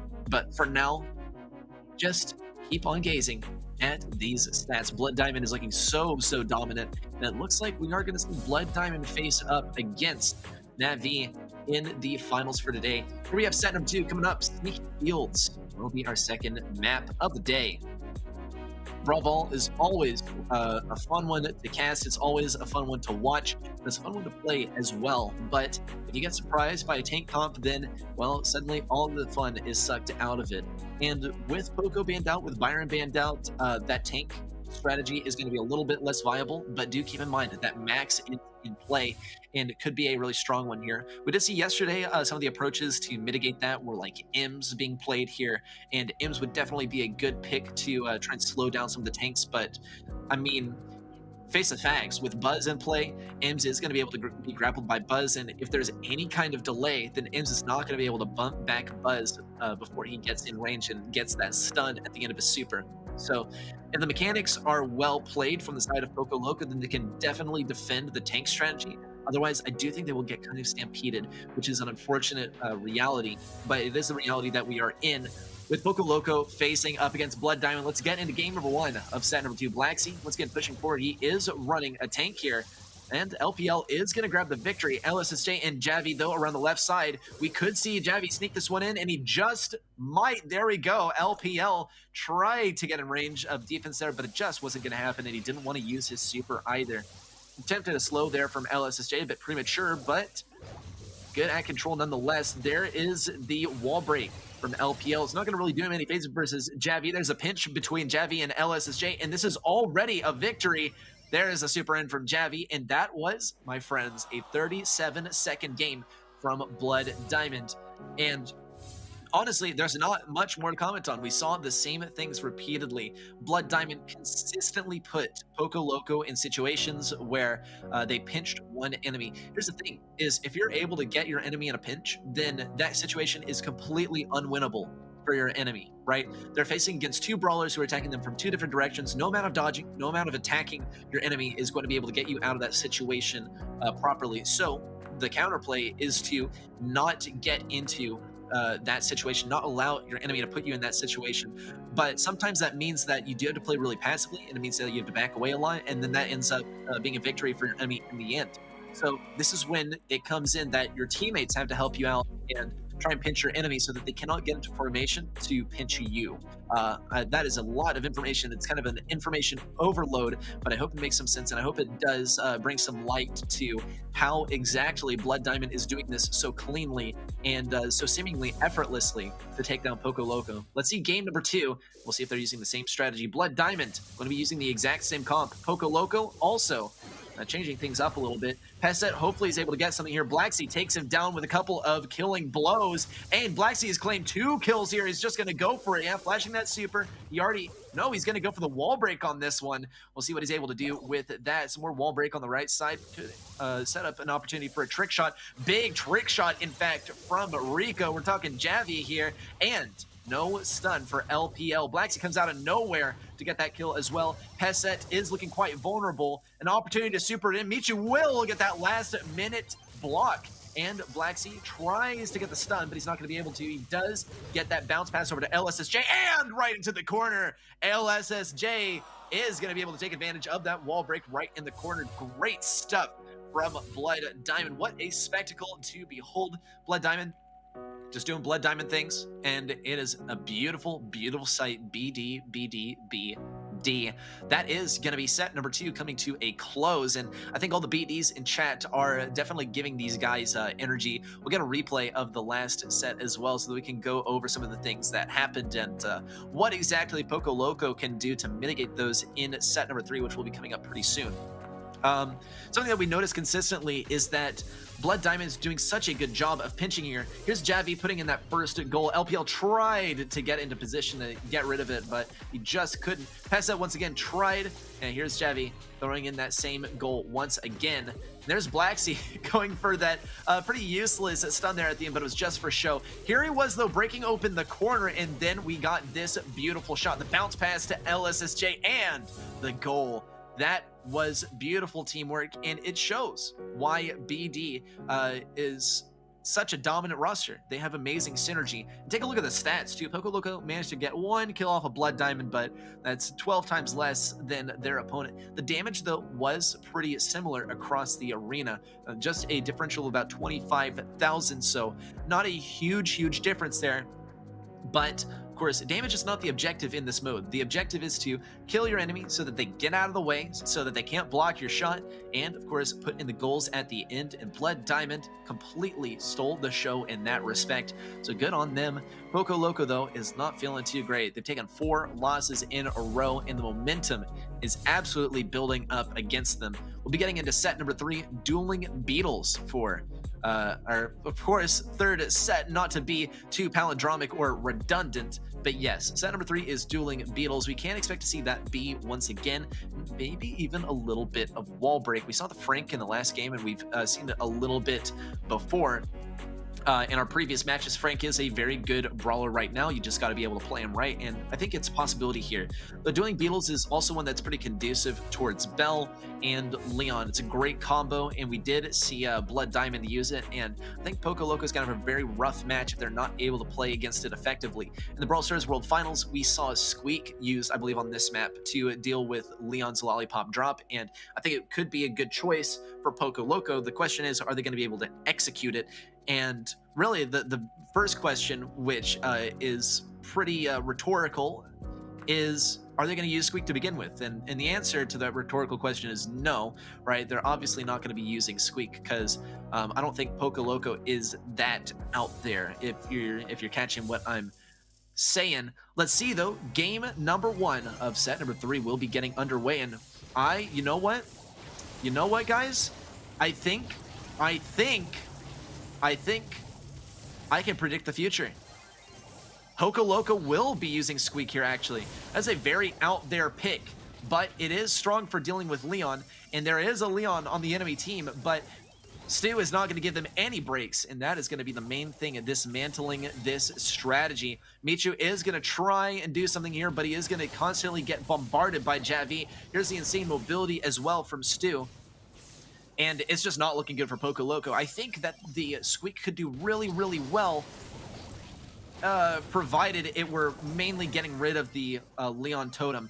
But Leon from Blood Diamond is just so good, even without the totem, that it doesn't even matter. Javi is going to be waiting for these guys to become even more vulnerable. There it is. And LPL is going to try to get rid of him, but he just can't. Michu's looking like a very good target. Javi's not going to get hit by any of those attacks from LPL. Does get hit by a couple right at the end, but Blood Diamond keeps on racking up these points. Big damage jump on a Peset. He does get rid of that damage jump with the use of the mech, which is actually a very smart move, and it's actually going to allow LPL and Michu to move up here. Peset also got a great super there with the mech. Javi, though, is looking very dominant. He's moving quickly through the bushes. Peset, Michu, and LPL to work together to get that kill, and that is what they've been missing this entire match, is the teamwork, and hopefully they're able to bring it together right at the end. Peset, though, gets taken down. LSSJ is able to get the kill on LPL, and just a few more percentages need to rack up, and BD is on match point. 5 wins in a row for Blood Diamond, but this is probably the most hopeful game that we've seen from Poco Loco the entire match so far. I think this was Poco Loco really starting to shape up and realizing what mistakes they need to hammer out. And honestly, it gives me a lot of hope for them later down the line. It's almost an impossibility that they make it past this match, but if they go on to face Serenity Esports, if they're able to get rid of the mistakes now, then this is looking fantastic for them. Because Serenity Esports, they faced against Navi and still did kind of give Navi a run for their money, especially in set number 1. But regardless, I mean, it's not going to be an easy match by any means. We're still in the international group stage following the open qualifiers. So the open qualifiers have been played. A lot of teams have been weeded out already, and these are the better half of the teams in the open qualifiers. And then following the national group stage, we are going to see actually the better half of all the players that were in the international group stage. So it's going to go from 32 teams to 16, but unfortunately, half the teams have to leave. Hopefully for Poco Loco, it's not them. They would have to face Blood Diamond a second time or face Navi if they wanted to get past the this international group stage. Interesting picks here actually from Poco Loco. They are going to be going with the Crow, which is, in my opinion, a kind of strange pick because they are not going to be playing against any healers. You know why? Because they banned the most viable healers. They are going to be picking Pam here, but Pam is not really that much of a concern in the whole healer sphere. She's not that great of a healer. She is great at setting up an anchor on the point, though. Big slow there from Pesa, but it's not going to provide many opportunities for LPL. We got to see some wall break from these guys as well, as Blood Diamond is pretty dominant here with the turret. Michu did actually miss the opportunity to break open the wall, which is unfortunate. It looked like he got caught up on that little pool of water on the right side of the point. And that is actually going to hurt him a lot. LPL, though, is doing a great job of defending versus Blacksea. Blacksea still does not fall, though, and Blood Diamond is going to cross that 80% mark. Blacksea is going to get taken down by Peset, though, and this could mean something. Michu is able to teleport behind Javi. Nothing personnel, kid. But it's probably not going to mean too much. Blacksea rushes into the corner. Just 12% needed. Javi is going to try and make that happen himself with the heals. 8% left. Blacksea's, I guess, just going to meme around here. And yeah, he's going to be shooting into the side, throwing down a speed zone as well. Blacksea is going to be going all over the place. Of course, with speed zone, he's going to be super fast. And with that extended star power dash, it is going to be tough for anyone to touch him. Great stuff from Blood Diamond. That is going to be Blood Diamond taking down Poco Loco, and they'll be heading on to the they're going to be heading on to the open group stage finals. So if they're able to beat Navi in the upcoming match, they will be headed to the international finals. They'll be able to snag that $400 bag of cash right here and now. But before we do that, of course, we have another match to get through. We have an elimination match. It's going to be Poco Loco versus Serenity Esports. The losers of the first couple of matches of the day, the loser of the elimination match will get eliminated. So we'll see who that is. But first, some highlights of the last set. This was very, very hopeful actually for Poco Loco after we saw that Squeak pick. Is a very, very smart pick, if you ask me. It just wasn't executed super correctly. And it is an unfortunate circumstance, but it is what happened in the end. LPL got taken down by that penny turret. We also saw the attempt at breaking through that obstacle as Stu, but it got caught up on the edge of the pool, which does show like Poco Loco, they have some rough edges to round out. Take a look though, this is actually way more hopeful than it looked previously. Blood Diamond got a lot more damage, but the kills has started to even out a lot more. If there's anything that we've learned from Poco Loco versus Blood Diamond, it's that damage doesn't matter too much. We've seen consistently Poco Loco does more damage than Blood Diamond, but Blood Diamond gets more kills, right? And we saw that even with Navi versus Serenity Esports. Navi gets more kills, Serenity Esports can get more damage, but it doesn't really matter. So just in this last game, this has looked very hopeful for Poco Loco. Let's take a look at the stats overall, and this is when things start to get a little bit worrisome for Poco Loco in their upcoming elimination match. Blood Diamond really showed them up on the damage front, but also the kills front. 3 times more kills consistently throughout this match. Let's look at Poco Loco though. Best brawlers, I mean, we're looking at Crow here, and Crow, even when he was played, just, you know, felt kind of out of place. You're not really playing against any healers, and that is exactly why Crow is played, is versus healers. We'll see what Poco Loco has to say, what they'll answer with to Serenity Esports in our upcoming match. It's the elimination match. 1 player will be going home. You won't want to miss it. I'll see you guys in a couple minutes for that elimination match.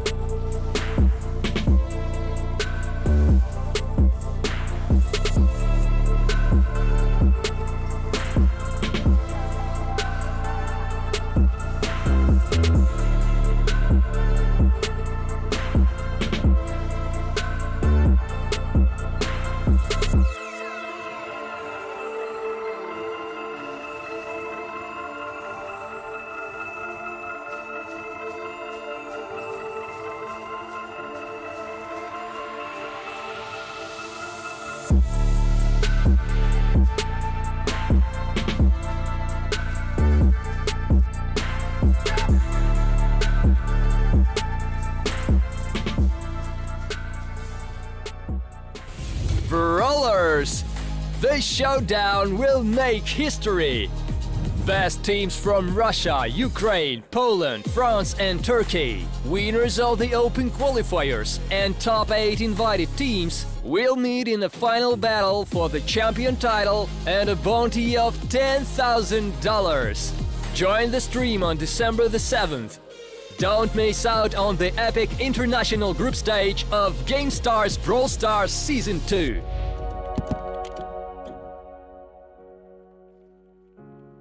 Welcome back, everyone, to GameStars Season 2, Day number 2 of the International Group Stage. I'm still ready, set, and this is still an amazing, amazing match day. We're going to be getting into the elimination match of the day. Going to be Serenity versus Poco Loco.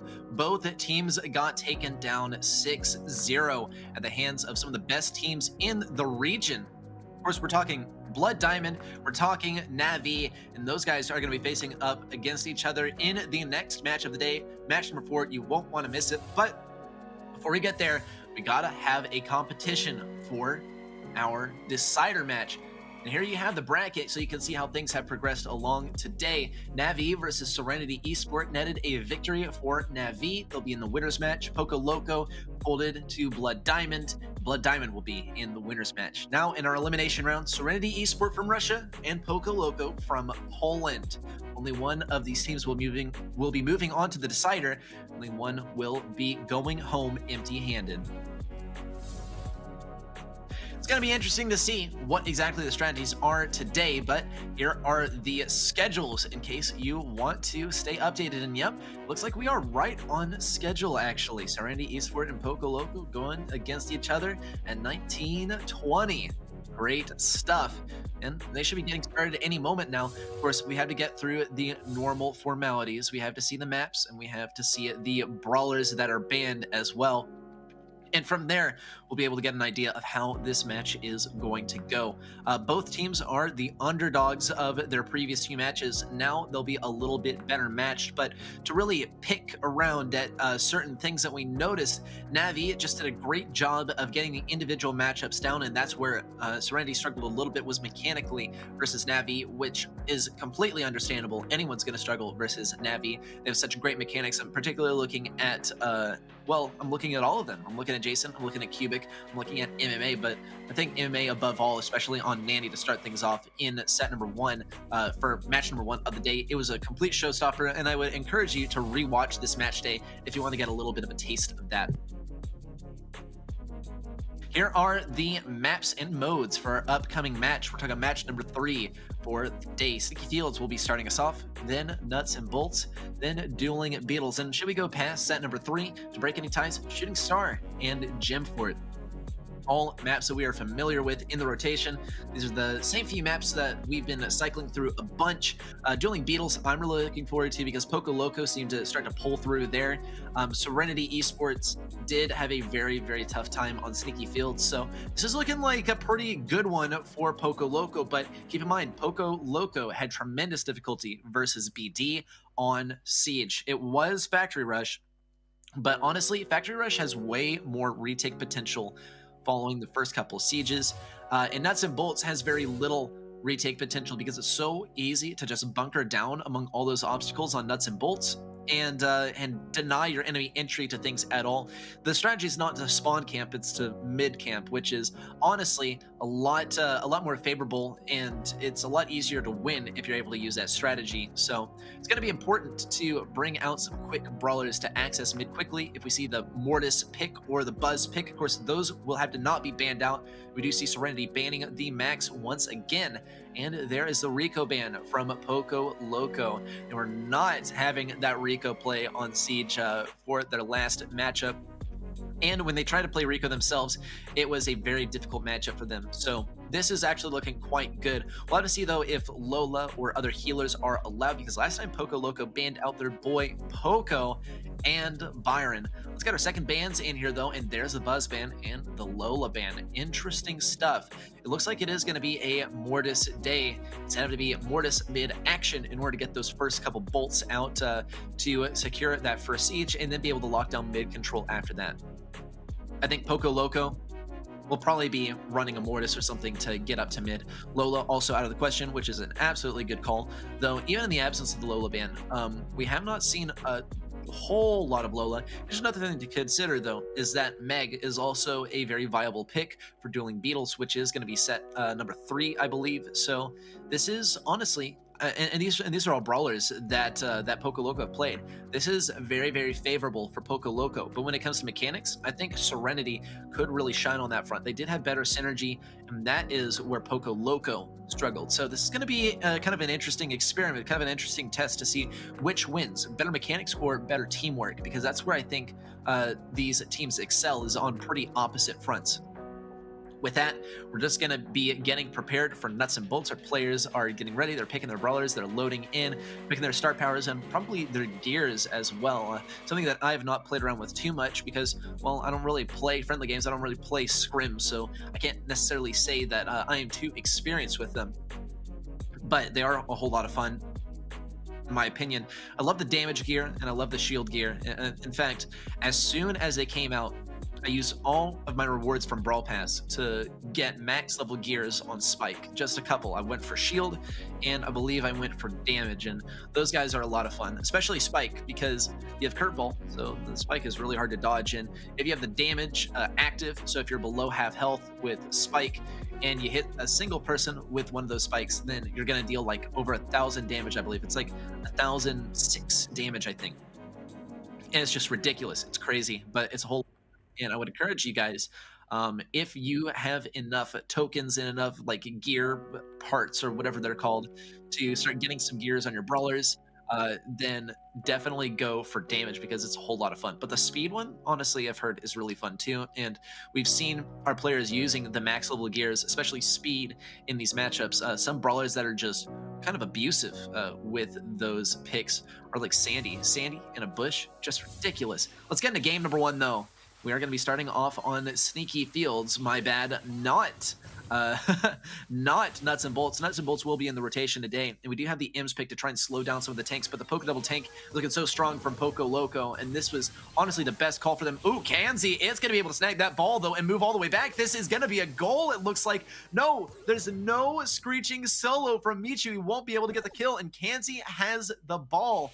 Unbelievable.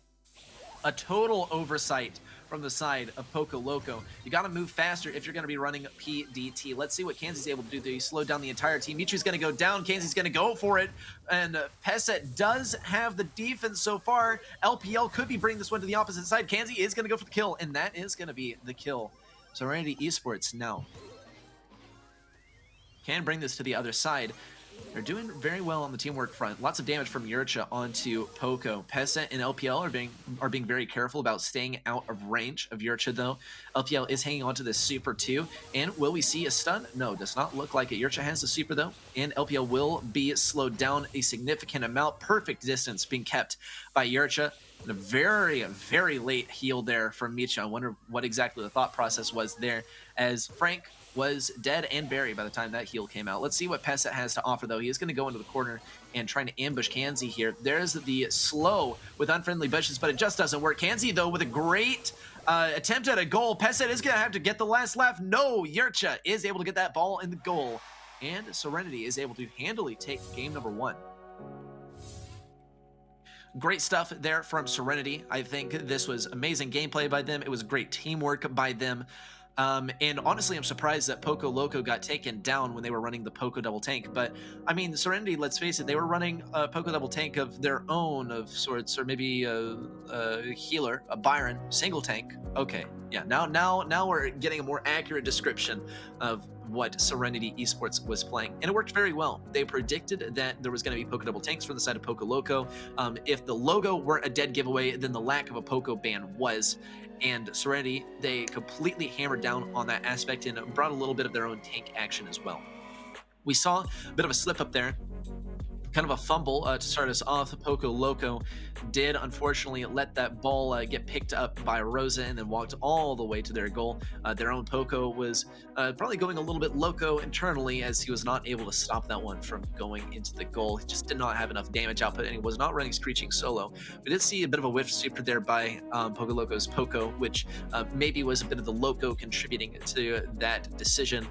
But I think Poco Loco could bring it back. They just got to execute it better. Now that they know that Serenity is going to be bringing in the M's, they can come prepare for that and alter their picks a little bit, because the Frank did get a good gadget in towards the end to, you know, extend the defense a little bit. But in the end, Serenity was still able to get that second goal in, and the gadget in the end was not really that impactful. It just delayed the inevitable, which is unfortunate there for Poco Loco.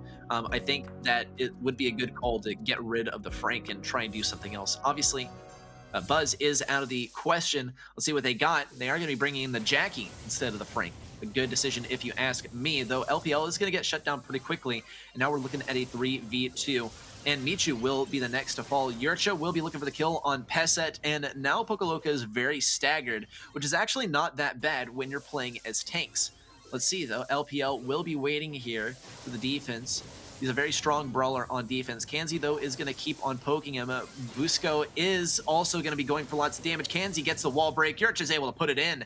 And 2 supers still remain on the side of Serenity Esports. They are stacked for this next push. 2 supers from the side of Poco Loco too, but Jackie's super is not that amazing, and Passet over here is going to get consistently pushed away. Amazing super there, but is going to be right on the goal line, and it will be picked up by Poco Loco's Poco. Yurcha, though, does not stop for even a second. 1 shot, 2 shot, and there's the honeypot as well.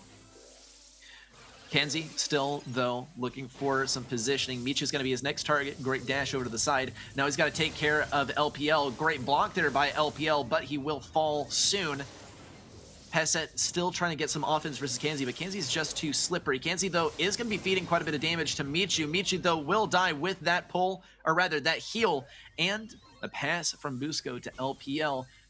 Serenity Esports, they don't want to risk going for a goal that is not going to work out, because if they end up dying on offense, then Poco Loco could very realistically just walk this one in. Oh my gosh, you're kidding! Unbelievable! That is so unfortunate. In case you missed it, LPL tried to super that ball away, and then it perfectly bounced off of the boxes right back into the hands of B, and then it resulted in a goal for Serenity Esports. That is also going to be the decider for this set. That's going to be set number 1 going to Serenity Esports, and probably the worst way. That really stinks, but is definitely worthy of a clip, and I would encourage someone to clip it if you possibly can. That is absolutely heartbreaking, but it is the reality of things. With that, though, that is going to be set number 1 out of the way. We're moving into set number 2 momentarily. Very heartbreaking loss there. I'm watching it again myself on the side, and this is just absolutely tragic. LPL blocks the ball. LPL tries once again to super it out, and Yurcha received the ball right there at the end. Here's Kanzi throwing it in the goal. I mean, we do have the replays available for you guys, so we get to witness that amazing moment once again. Yurcha walking it in there. Goal number 1, Kanzi broke open that wall, and it was amazing for Yurcha. And then watch this. Michu supers it away. Yurcha picks it up after the 2 ricochets and puts it in the goal. That is so amusing to me, but even more amusing to me is the stat comparison. Poco Loco, they did have their chances at scoring, but they just weren't able to capitalize, unfortunately. They got so much damage, actually. But the kill front, kind of a different story. Serenity did an amazing job of getting kills where they were needed, and Poco Loco just kept on throwing tanks at tank counters. We saw repeatedly the Stu play, and Stu is not really a tank counter, but he is able to consistently stay out of range of the tanks, out of their viable range. And a slow, even, by Rose's unfriendly bushes is not going to affect him too much, since he can just use his super to dash away. This is the main way of moving around anyway. That plus 26-3 on the kill count, 8 times what Poco Loco was able to muster. Let's see if Poco Loco are able to do it this time, though. Nuts and bolts is coming up next, and Poco Loco did have a lot of difficulty getting out of spawn on Siege last time, and let's hope for the sake of Poco Loco that it doesn't happen again. They won't be able to use Poco on this map. There's pretty much no chance of that. Though other brawlers that they could use, I mean, they certainly could be bringing out a Rosa, could be bringing out the Frank once again. Jackie might not be the best decision, but obviously Poco Loco was prepared for this one too because they got rid of the Buzz. And Buzz is a strong pick on Sneaky Fields, but he's even stronger on Siege. Also, Poco Loco are ready to bring the heat with Mortis on Nuts and Bolts, because that's going to be their main way of collecting bolts in the early game. Nuts and Bolts, you got to win the first Siege. Let's see if they do. Both teams bringing Stu this time, not Speed Zone from the side of Serenity. They are going to be going through for Breakthrough. Let's hope it works. Not a good lane matchup for Busco as he is faced up against both a Barley and a Spike. We'll see if the Spike is running Life Plant, though. That doesn't appear to be the case, and that is going to mean pretty much victory for Stu. The only reason that Spike ever counters out Stu is because of the Life Plant, that big, fat cactus. And Poco Loco, they're not employing it at all. Yurcha, once again, though, really has been stealing the show a majority of this match, and he will be taking down Spike pretty easily. Serenity Esports still keeping up the bolt count. LPL is going to look for something, will get something versus Busco, but Busco breaks open even more walls. Kanzi is rotating over to the right, though, and this is not a great matchup for him versus the Spike, but he's going to act as more of a diversion than anything, because Yurcha is going to be the one putting in most of the work. Big damage onto Kanzi from Michu, and a missed shot, barely whiffed there by Yurcha. Kanzi's still trying to push up, though. We'll see if Michu's able to do anything. Michu does get that additional damage from being low on health. Yurcha keeps on dealing damage, does get the kill on LPL. This is going to be a very, very stacked second siege for Serenity Esports. Question is, will they be able to pick up these bolts at mid? It's going to be a challenge, and it looks like it is going to be more the domain of LPL. LPL does fall, though. There's the breakthrough by Busco. And Busco and Yurcha and Kanzi all collectively work together to take out Poco Loco. And there's a gadget used by Michu, which is going to get them a bit easier defense, but that's not exactly the objective of Spike. The entire idea of Spike is to get rid of a tank. And by tank, I mean, yeah, the bot's pretty tanky, but it's not exactly what we mean. We're talking more about the Frank over here, and Michu is unfortunately going to go down. That super does get thrown down, though. Kanzi is going to pop the noise cancellation to get out of that slow, and he will be able to pick up a bolt in the process and barely stay alive. Serenity Esports has this one in the bag. There's no way for Poco Loco to come back at this point. Unfortunate for them, but amazing for Serenity Esports, and well-deserved as well. They played this game beautifully, and I think Poco Loco does have some work to do. They need to get rid of the Barley, I think, and they need to get rid of the popping pincushion Spike, because it's just not doing it.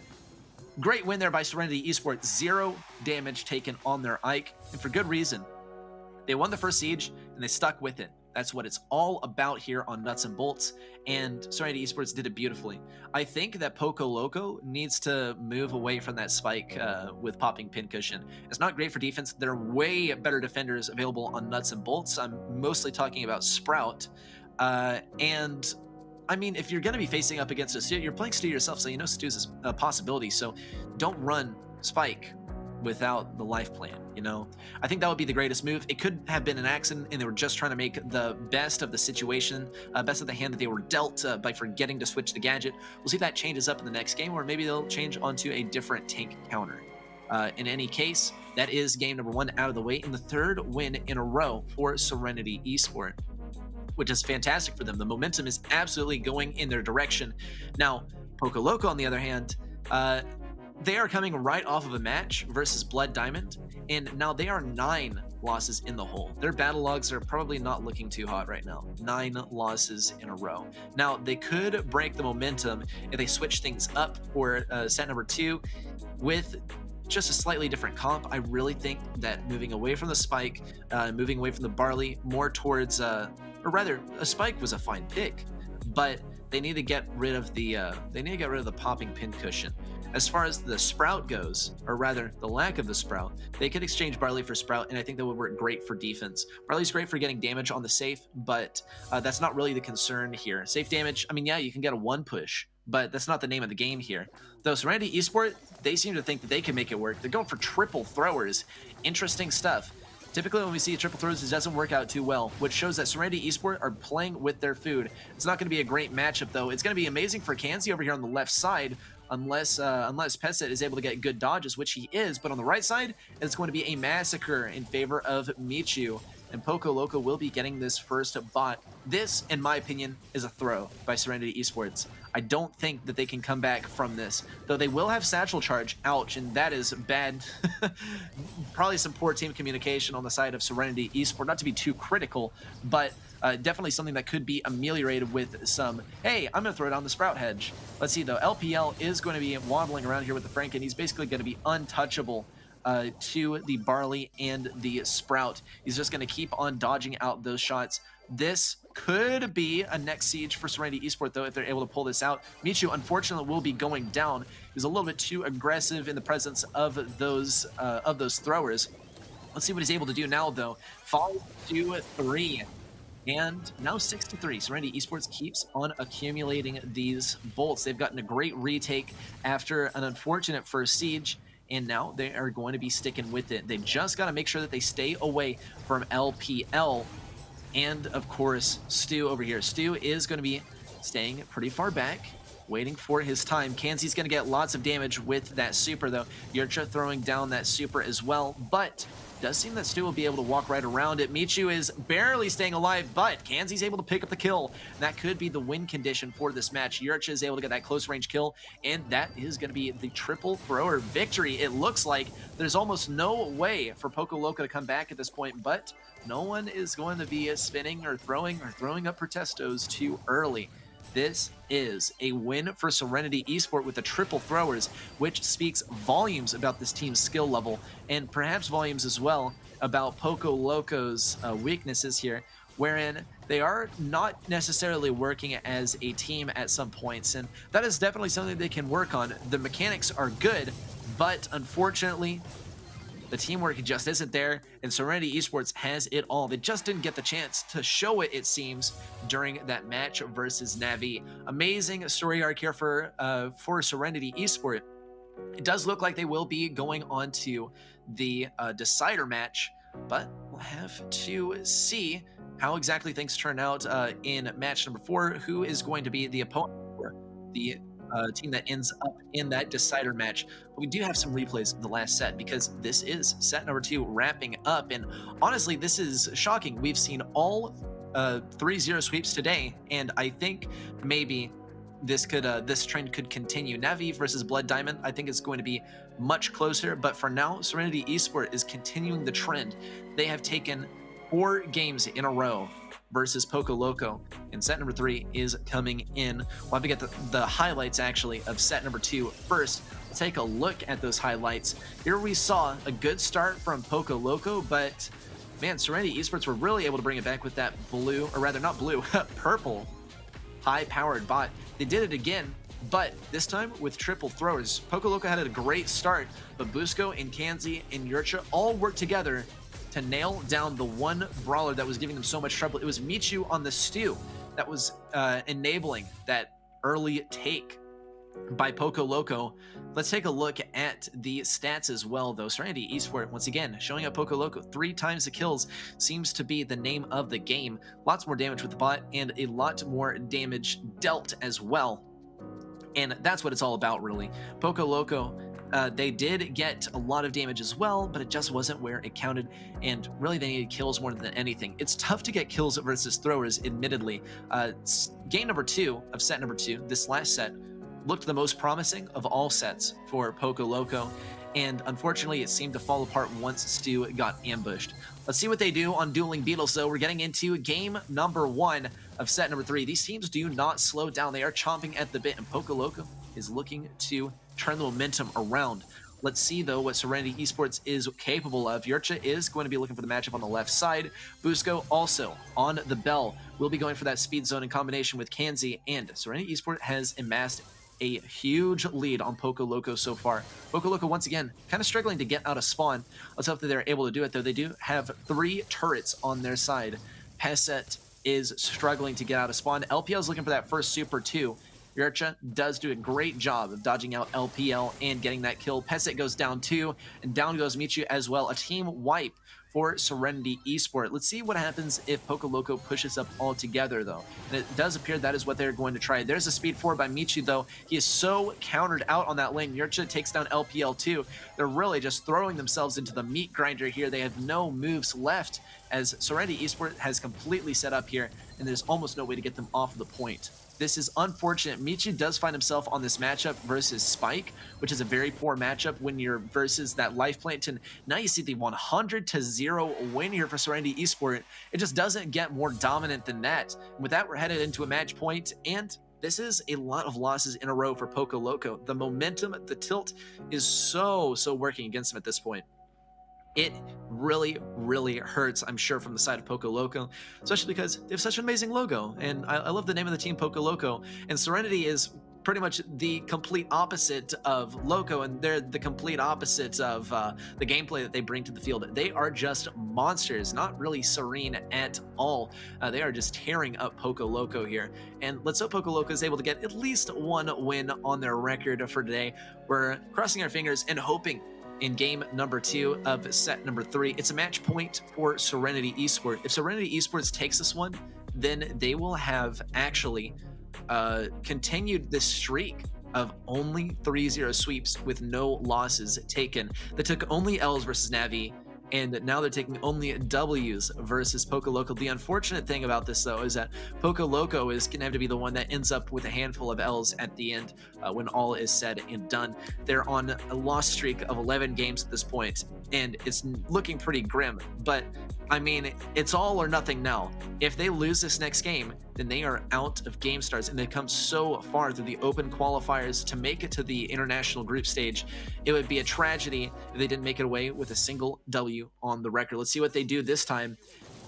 Serenity Esports are going to be bringing out the Poco, Frank, and Mortis, a strong pick, especially versus what Poco Loco has to offer. 2 throwers. This is going to be terrifying. Busco is going to go for this. Michu does bump him away, but Busco does not back down for even a moment. LPL, though, is able to get on the point, and Yurcha is getting some great dodges. Let's see. Yurcha has only 1 hit left on him. LPL does get the slow on a Busco, and Poco Loco is already looking much better than last game, as they have gotten to step on the point just a little bit. But as far as the Mortis play is going, they are just getting countered so hard, and Peset is going to be the next to fall. Busco gets a free kill here, even with that damage amp hanging over his head. Serenity Esports now about to pass that 60% mark.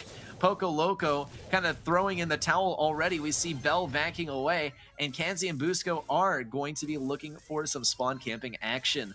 It is time. Their time has come to get the spawn camps in. Poco Loco's trying their best. Michu will actually break the mold and get through to this point. LPL will be getting a little bit of capture, but it's already done. Serenity Esports will be taking the victory over Poco Loco, amassing 6 wins in a row. Congratulations to Serenity Esports, and GG to Poco Loco. That's a GG, no re, by the way. There is nothing after this except for the unfortunate departure from GameStars. Poco Loco, it was a pleasure having you on. It was great to see you guys play. Hopefully you guys have an amazing season in 2022 or for the rest of 2021. But for now, your journey in GameStars has come to an end. For Serenity, though, they've managed to prolong their journey just a little bit longer. We'll be moving on to that decider match, which is going to be played on December 18th, right before the international finals. So make sure you don't miss that one. A lot of teams are going to get eliminated on that day. It's going to be 4 teams getting eliminated per day. You're not going to want to miss it. A lot of tears will be shed, and a lot of GGs will be uttered.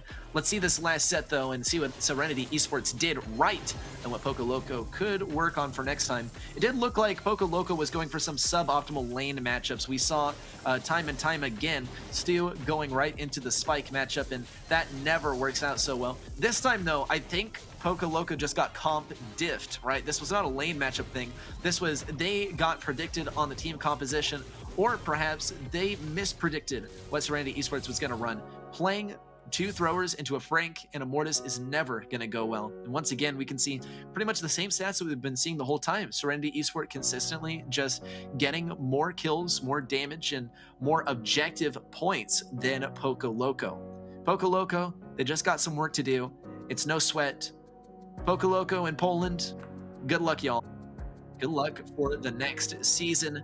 Got a lot to work on, but honestly, that's the best kind of thing. The most frustrating is when you don't know what you're doing wrong and you don't know why you are losing to the better teams, right? And I think Poco Loco will have a lot of footage to go back through and watch and use that for their future scrims and their future competitions. Here's the overall match stats though, and now things start to get a little bit more gruesome. Almost 5 times the kills throughout the match from Serenity Esports, and as far as the damage, consistently more damage from the side of Serenity Esports, though not bad by Poco Loco. Much better than how they did versus Blood Diamond, so already seeing signs of improvement. I think it's very hopeful for this roster. They have a killer logo too, so I mean, really, you just can't go wrong when you have a killer logo like that, Poco Loco. GG's guys, and I hope to see you guys back again for Season 3 of GameStars, but for now, yeah, their journey has come to an end. That is game number 3, or rather match number 3, coming to a close as well, which is going to propel us right into match number 4 of Navi versus Blood Diamond. This is going to be an absolute banger, and it's probably going to be the best match of the day. So I highly encourage you guys to get up, stretch, get some water, and get right back in your seat, ready and eager to watch some Navi versus Blood Diamond after this short break.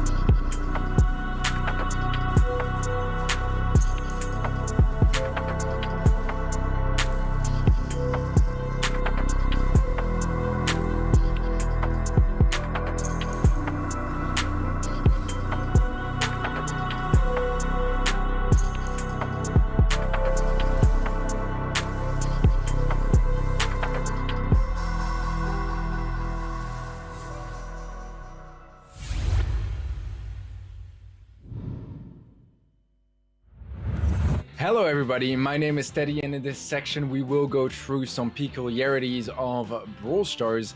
Let's see what I've got for you. In this episode we will talk poison and healing. Here are some tips and tricks for Byron. Byron offers a lot of utility to his team as long as his teammates leave enough angles open for his shots to reach them. If you are using the injection star power, make sure to try to line up your teammates and your opponents so that you can maximize the value of each shot. Although injection is a lot more fun to play, the melee star power can be stronger against other Byrons in mirror matchups or against other healers. Byron combines very well with brawlers that offer damage boosts, such as 8-Bit and Colonel Ruffs. Not only do damage boosters and treats from supply drops increase Byron's damage, they will also increase his healing. This means that once you are buffed up, you can maximize the value from your attacks, as well as constantly keep your allies alive. That's all for today. I believe that my tips and tricks will help you improve your performance. Brawlers, join our stream and watch how real professionals get it done.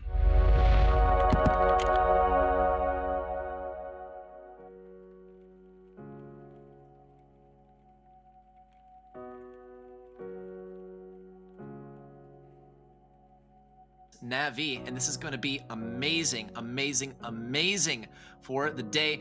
I encourage you all to stay here throughout the match. It's going to be a spectacular match. This is, of course, our first match of the day, and it is going to be our winners bracket. We'll get a look exactly at the bracket so you can see how things have moved along throughout the day as well, and that way you can see sort of the progress that has been made and just the amazing sweeps that we've seen throughout the day. It has been all 3-0 sweeps, 6-0. No wins from the opposing team throughout the day. Here's our standings for Group B so far.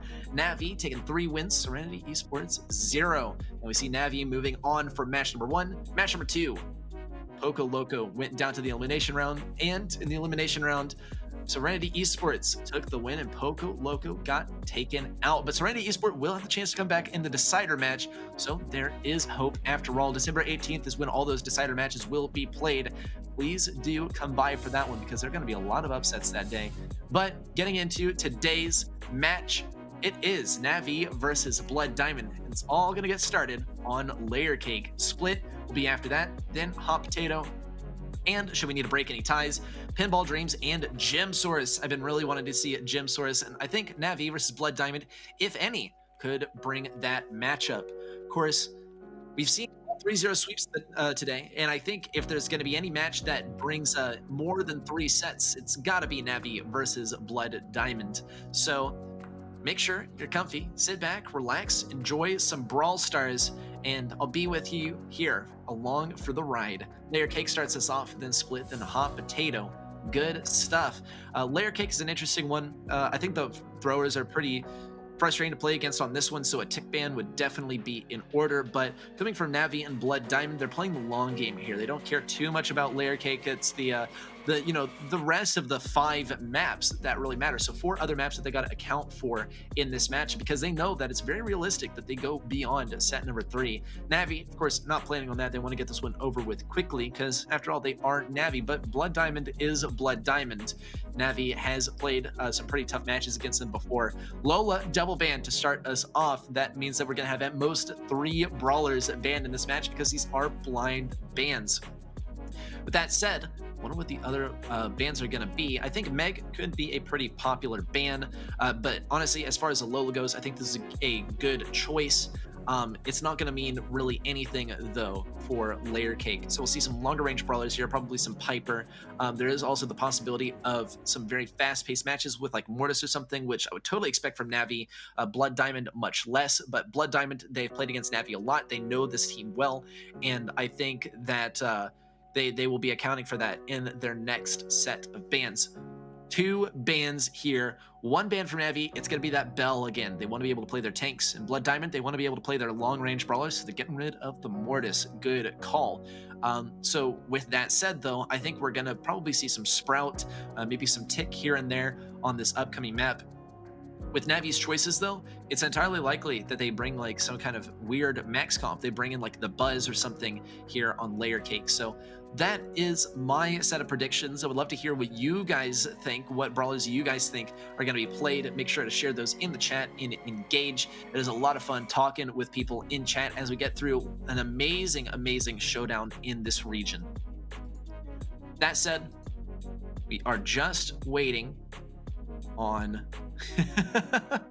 a lot of people coming in to hello everyone, a lot of people joining in this stream. It's great to see Teddy, it's great to see Trav. Hello everyone. Yeah, I made sure to get everyone in as soon as Teddy's content piece was on. Hello everyone. Deserves thousands of viewers. I completely agree, iChaos. I completely agree. Yeah, I think didn't we get to see you play yesterday? I think I'm correct on that one.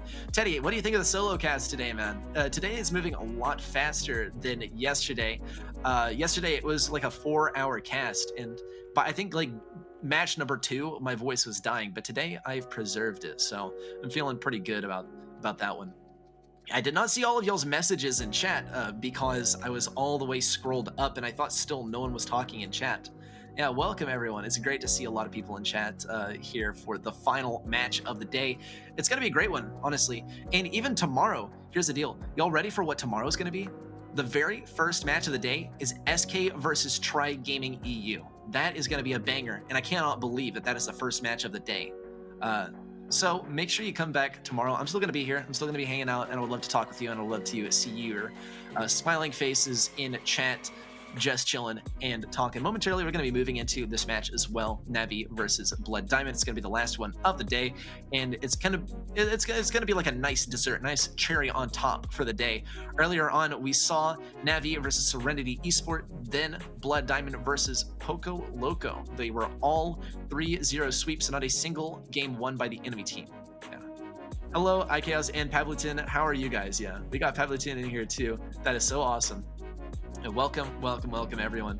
Yeah, I would love to be joined by Teddy here, but Teddy is actually going to be joining us on GameStars in I think 4 days here. I do 5 days, Teddy does 5 days, and then the international finals, Teddy Ready collab. Yes, let me see it. And it's going to be Teddy set in the flesh on GameStars, which is a great thing to see realized. Right now, though, we're just waiting on the players to get ready for the first set. I believe first set is Layer Cake. Your Byron tips deserve millions of viewers. Yeah. Here's MMA with his MMA dummy in the background, which is always so amusing to me. Oh, those are boxing gloves behind him. I just realized. That's so funny. Is MMA a boxer? Is he like actually a boxer? This MMA is totally like modern day Rasputin. Are those real books in the background, or is that just a wallpaper that looks like books? Well, it's always nice to get a look into these players' rooms and see exactly what they're working with here. Hello, Hoopa, how are you? Yeah, Teddy's Byron tips are spectacular. Teddy, I believe you called Colonel Ruff's supply drop the treat, and that one I really liked. What you need to do now, though, is start calling Byron Super like the Chug Jug, because that's what Knight and I call it, and I just think it's amazing. I think we got to come up with like slang for every single ability in the game, right? Like for instance, like Nita's Bear, right? We could call it Bruce, we could call it Nita Bear, or we could call it I don't know. What would we call it? I mean, I'll leave that up for you guys to decide. I would love to get y'all's input as we just kill some time as we're waiting for the teams to ready up here. Yeah. This is, yeah, a lot of, this is so funny to see everyone coming into chat and saying hi from Twitter. This is amazing. Well, I'm glad that that my tweet got a lot of people to join in, because this really is such a banger match. Yeah. It's going to be more interesting once we actually get some games in here. Yeah, but for now we're just waiting, and I just gotta fill the airwaves with my voice. Wait, IKOS retweeted? Now I see it. That's so funny. I just realized. That's great, dude. Thank you, IKOS. I appreciate it, man. You're fantastic, bro. Yeah. Anyway, still waiting. Still waiting for these players to get in the game. How long has it been? I believe it's been like 15 minutes that we've been waiting for them to get in the game. But honestly, of all the matches for the day, this one has been the slowest. All the other ones have been very, very fast. So I'm not really complaining. It's much better than yesterday. GameStars has really been picking up the speed. The players have been picking up their pace as well. Yeah. Can someone explain to me, by the way, there's a Nightbot that consistently says in chat, men expert. I don't know what that means. I don't know what that means. Yeah, there you go again, men expert. I don't know what that means. If someone could tell me what it means, I would be very, very grateful. Still, just waiting for a place to get in game. Yeah, it's great to see all of you guys in chat, though. Yeah. Anyway, pretty soon here we should be getting to the game, I believe.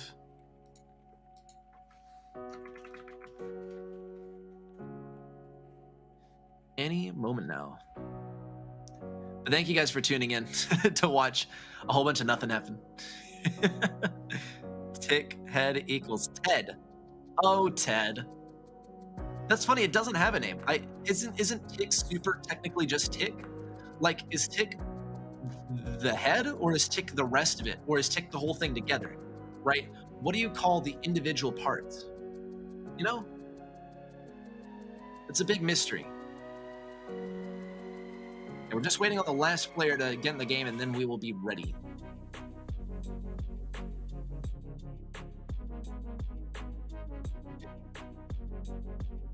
I'm hopeful.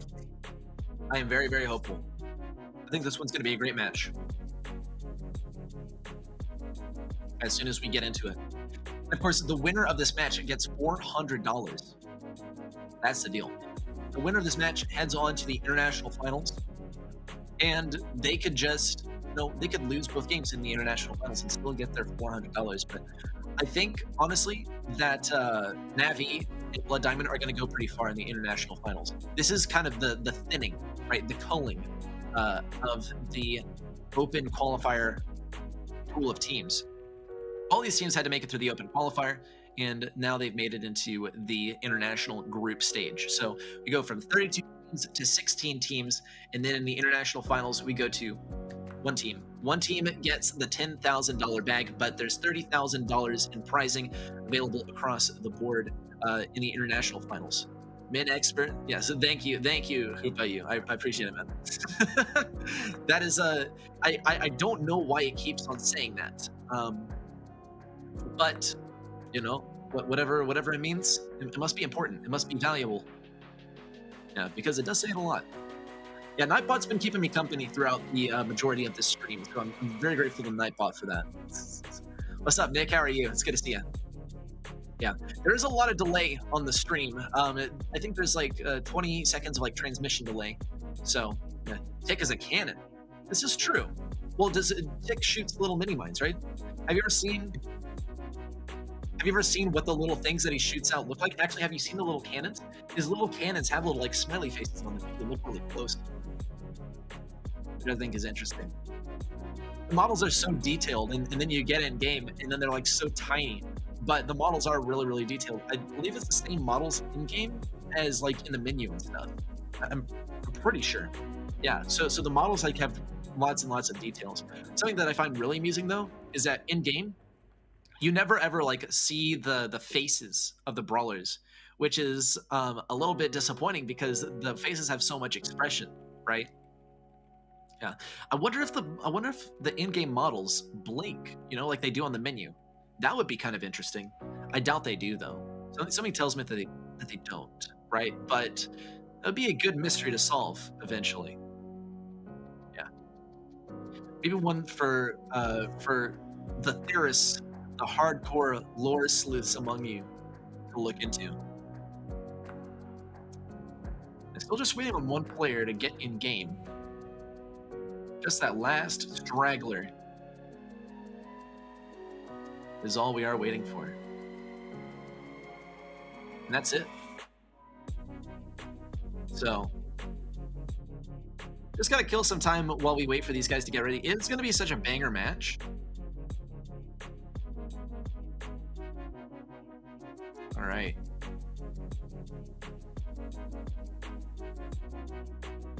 Just gotta wait and see. Yep. Thanks for those of you from Twitter who are joining me. I guess I should have said it at a different time. Oh my gosh, and we're gonna be getting into game number 1 here on Layer Cake. Let's see. Rafa over on the left side will be pushing forward. We get to see Rafa play for the first time today, which is amazing. LSSJ also is going to be healing him up. This is a great strategy from Blood Diamond, and it's a total counter to what Navi is running, so an amazing strategy. I do think that Blood Diamond actually was expecting to go up into a mirror match versus Navi with this strategy. This is going to be really tough to deal with, actually, for Navi. They're going to have to get some wall break up in here and then profit from there, but for now, it is looking like kind of a loss, unfortunately. Let's see what they're able to do, if they're able to bring it back at all. They're going to be consistently shoved into this back left corner. There's the attempt at the hedge. Jason is going to jump beyond it. MMA looks for damage, and Rafa will be taking so much damage, actually. Cubic and MMA are just going after him. Will they be able to get the kill? Yes, in fact. Now we're looking at a 10 versus 13 game. Javi will be looking for the kill, and he does pick up the kill on Jason. Let's see if MMA is able to do anything. Javi, nope, still stays alive thanks to the healing of ALSSJ. Rafa now pushing in once again. He has these...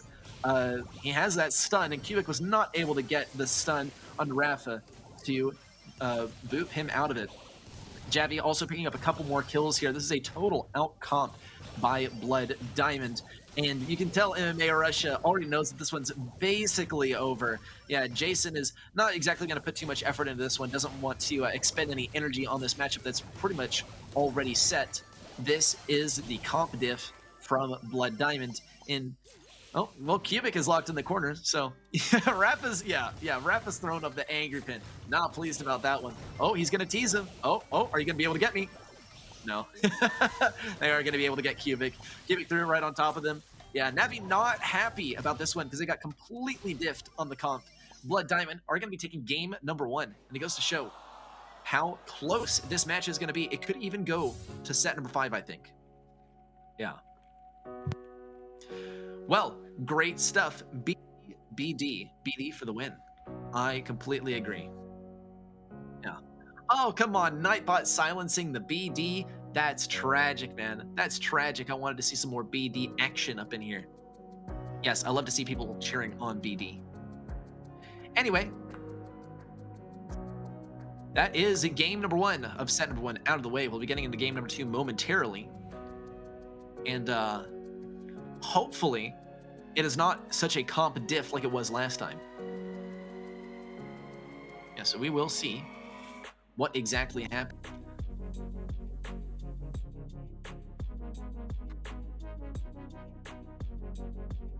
Yeah, BD. Is it BD or is it Navi? Which one are you going to be cheering for? It is all up to you. But BD has looked so strong already. So I think, BD's working at a really nice advantage here, especially considering momentum, because they have taken game number 1 of set number 1. Game number 2 should be on the way momentarily. Navi are going to have to bring out some kind of tank madness here, though. I think that is going to be the meta for these two teams versus each other here on Layer Cake, because with Bell eliminated, right, and Mortis eliminated, yeah, you can play long-range brawlers, but it's all kind of an illusion, right? It's just the appearance of being able to play long-range brawlers. It's still going to be the tank strat that reigns supreme. And Blood Diamond are bringing out the B, which should be interesting for dealing with the tanks. Let's see how Navi is able to handle it. Double stun there by Javi, and that is huge. MMA is going to get eaten alive by Rafa, and Jason is next on the menu. Rafa does not slow down for even a moment. He could jump away, but he's not going to go for it. Doesn't even need to. Blood Diamond is still in the lead, and they have control of mid. So all of Navi is going to stay close together, which is really their best move at this point. They're not going to get hit by Javi, and there's a stun on Javi, and the noise cancellation. MMA still going to try and do this. He does avoid that stun from Javi, and almost gets a kill. Let's see Cubic get the stun, though, and there it is. LSSJ now still trying to back away. There's the wall break from Jason, and that asteroid belt will boop him away just a little bit and break open some more walls. Cubic still going for something here. He's going to have to go for the stun on Rafa. Will he be able to get the kill? No kill. No one will be able to get the kill on Rafa. Over here on the right, though, MMA does a great job of popping that super right before Javi's hammer comes down. And will we see the stun over here? Javi, once again, is able to get that active noise cancellation up. Rafa also looking for something. Cubic's stuns are just off the charts now. He has avoided 3 shots from B at mid-range time and time again, and he was not even juking them. Navi is looking very strong here, but they are still at a deficit of 3 stars and the blue star. Let's see what they're able to muster in these coming 30 seconds. This is all the time that they have left to bring this game back. Rafa is looking so strong here. And will Jason be able to get the stun? No. Javi does have that active noise cancellation up, and Jason, powered up as he may be, will not be able to get any damage on Javi either. 7 stars difference between Navi and BD.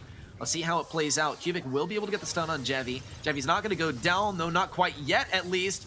Navi, Jason will be taking him down. Rafa is able to make away with these stars, and that is going to be this set going to Blood Diamond. Rafa, undoubtedly the star player.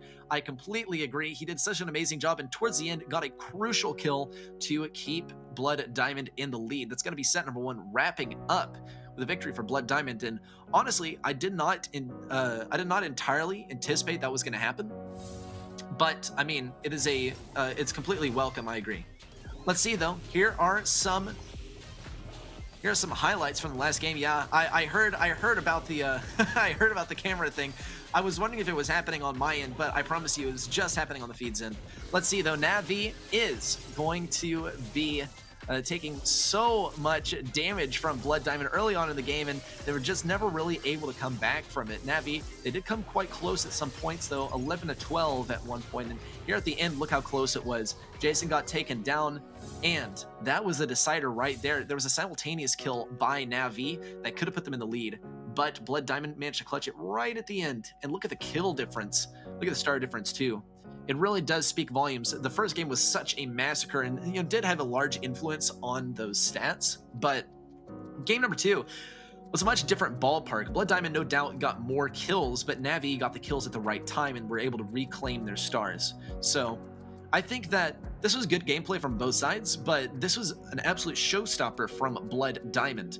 Navi do have some coming back to do. We have seen consistently today as well, only 6-0 sweeps, only 3 zeros, right? With not a single loss incurred by the winning team. Let's see if it happens on split. I think Navi could very realistically come back on this one. I do think Blood Diamond is a bit of an underdog in this situation though. Let's get it. Wall break strat combined with the B from Navi. Blood Diamond, something much different. They're going for the Rico, which is going to be at an advantage versus Jason over here on the left side. Jason, though, is going to keep on breaking open these walls, and LSSJ is going to have a tough bit of adaptation to do. On the right side, though, different story. Rafa, teleport in.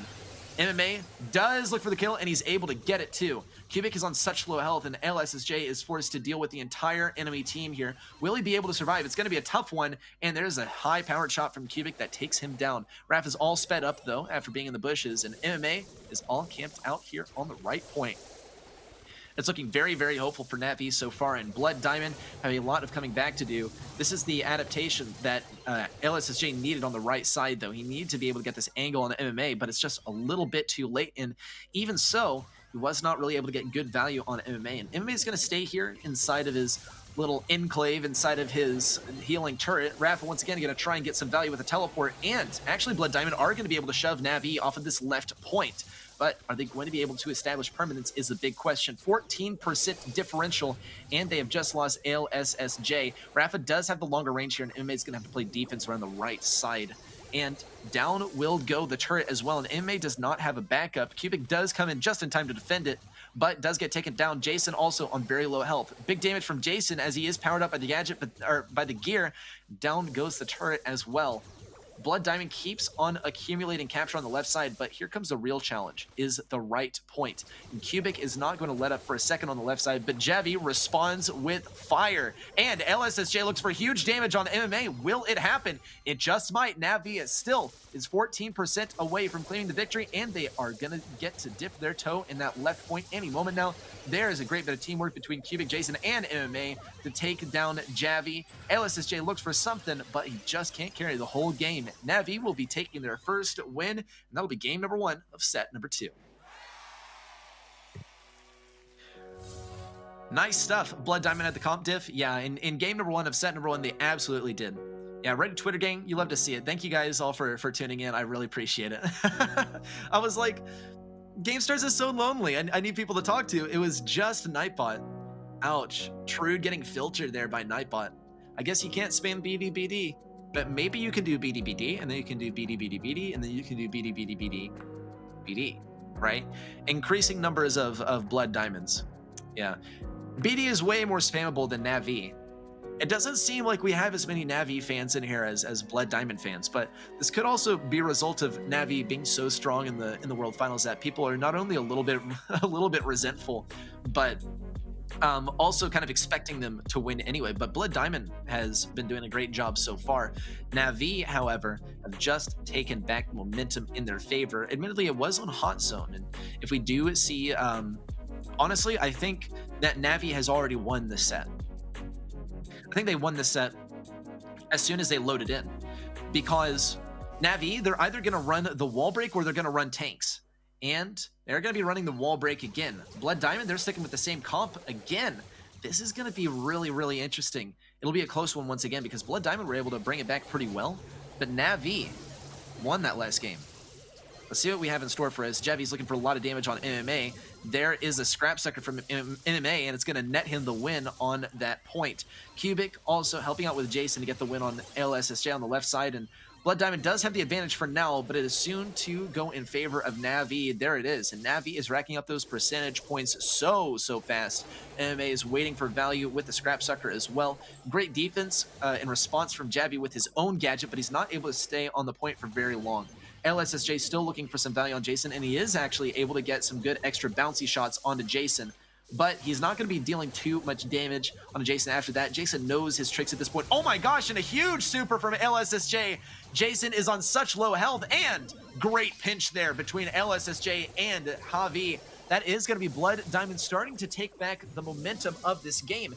MMA is also going to get smacked by this wall break, and down goes the turret, and down goes that wall that MMA has been abusing throughout the entire game. Here's the thing, though. Blood Diamond is still outranged on this left lane, and they do need to capture the left point. They are at a disadvantage. It is going to be Navi to take this one. There's no coming back for Blood Diamond in this game, and that is going to be set number 2. Going to Navi in a clean sweep. Great stuff. That was honestly a really good Rico super there. That was a great trick shot there from Blood Diamond, and almost could have changed the pace of the game, but Navi, they'd broken open just the right walls on the left side, and that permitted them the victory with a long-range wall break comp. And this is, let me elaborate on why I said Navi won from the very beginning. You see how they bring out this long-range wall break comp on the left side. Now, BD did a good job of bringing it back towards the end. LSSJ switching over the right side was what they needed, but wasn't necessarily what won them the game here. Avi and Rafa popping off towards the end, especially Rafa getting that level 4 on the Surge towards the end was what won it for them. But let's get into game number 2 and start to reflect once again. This was great by BD to start winning on the right side, but here's the deal. Once all those walls were broken down, there was just no way for Javi to push up as Colonel Refs. He was totally outranged by everyone on the enemy team. And honestly, the stats are very even here. Look at how even the damage is. And yeah, the hot zone capture percentage is not super even, and nor are the kills, but I think that Navi were able to make very good use of the damage that they got, and this is something that we've seen consistently, is Navi is able to finish off kills. And Blood Diamond, hey, they're great at finishing off kills, they're great at getting damage, but Navi is just better. At least they were on Hot Zone. Hot Zone is kind of a cheese mode, right? Kind of a mode that can go either way 50-50. So it's not the greatest way of telling who is the more skilled team, who is higher on the tier list. But what it is great at doing is shifting the momentum of the match, and that it is done completely. So let's see if Navi is able to use that to their advantage in Hot Potato. We'll be moving in there for set number 3. Expect to see some more Rico. Could see some Barley to counter out the Rico, but knowing Navi, you might as well just go for that B and Colt once again. It works very well on Split, and it works well on Hot Potato too. And I think Colonel Refs will also be a very viable option. Colonel Refs combined with the B is a strong strategy here. Yeah, it could go either way. Yeah. Extremely crucial skin change by Cube. I agree. The skin to win is a very viable strategy, and an underused one at that. Right? Trude agrees with me here, and Trude has also found out the exploit for BD, just increasing numbers of BDs, because it's technically not the same message, so it's technically not spam, right? All technicalities here.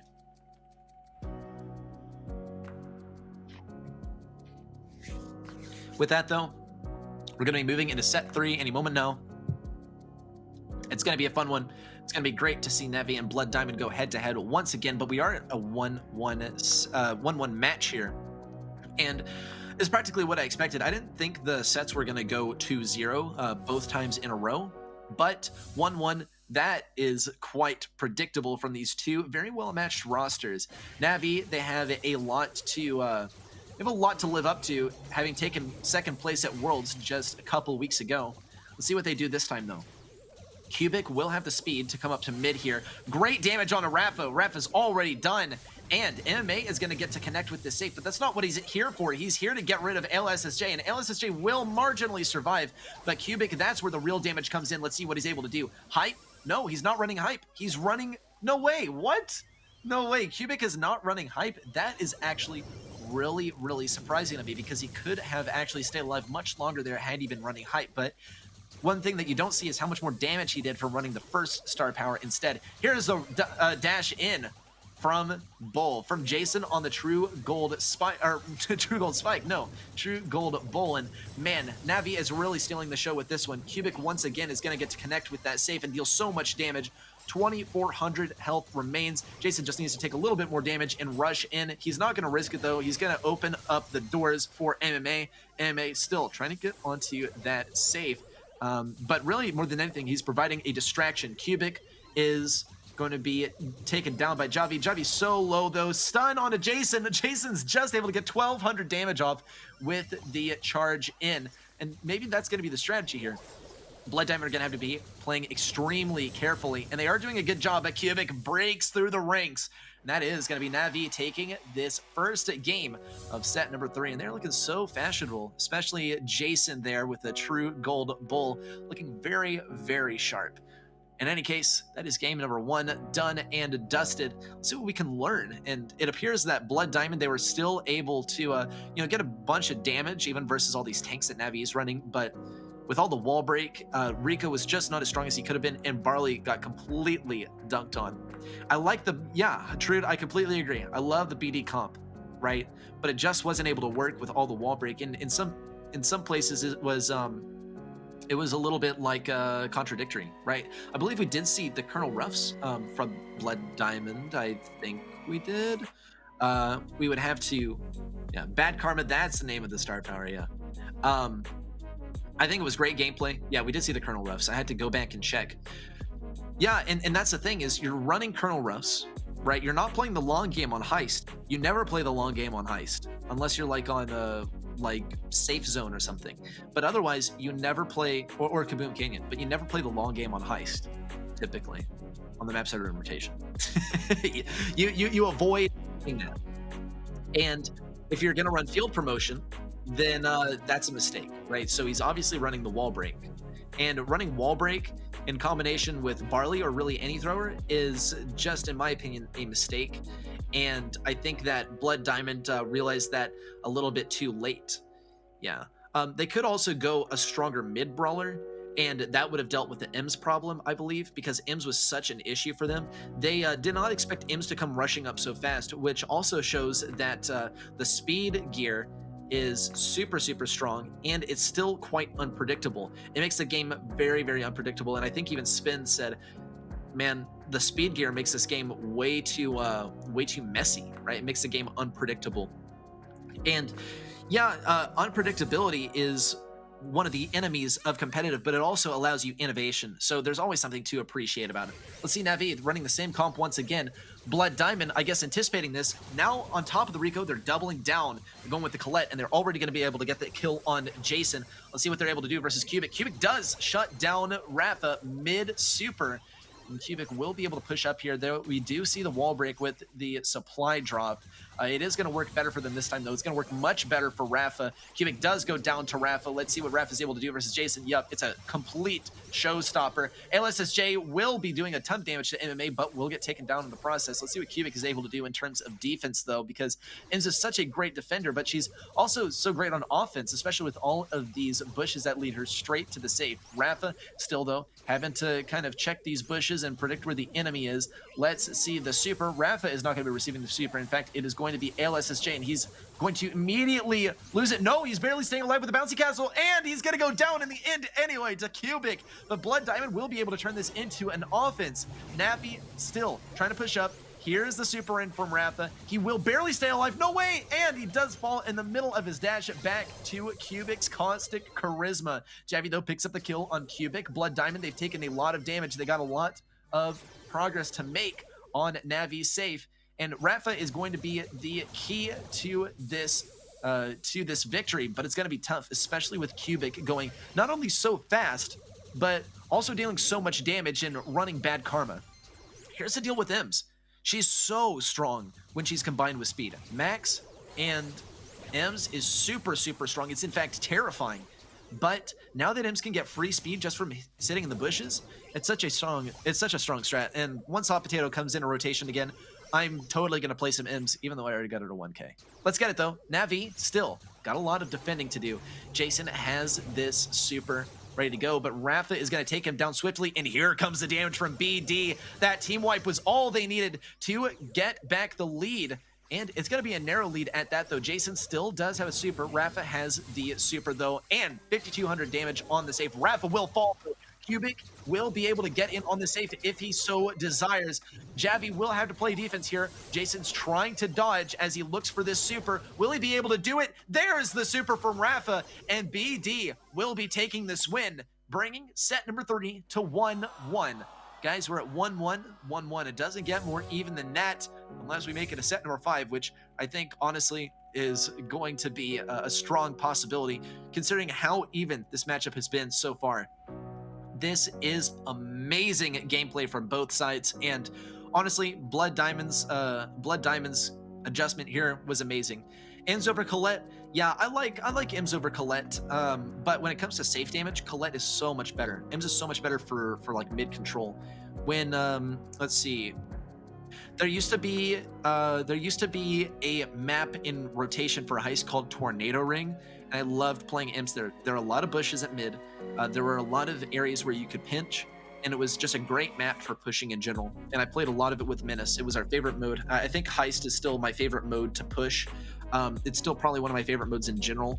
Brawl Ball is really fun though, so yeah. It's a tie between Heist and Brawl Ball for me. Because Heist games can go so quickly if you outmatch the opponent. If you're better than the opponent, then you can win a Heist game almost instantly, right? It doesn't have to always go to the end like Bounty. It doesn't have to, you know, get so drawn out like Brawl Ball where the enemy starts like defending really, really hard. And I think that it's kind of a misunderstood mode as well. But yes, amazing win there by Blood Diamond.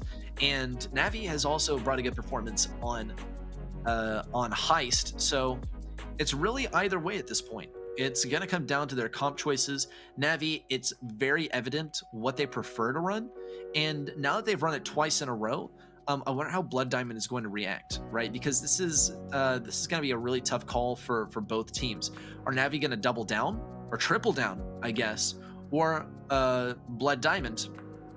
Are they going to switch something up or stay with exactly what they're running, right?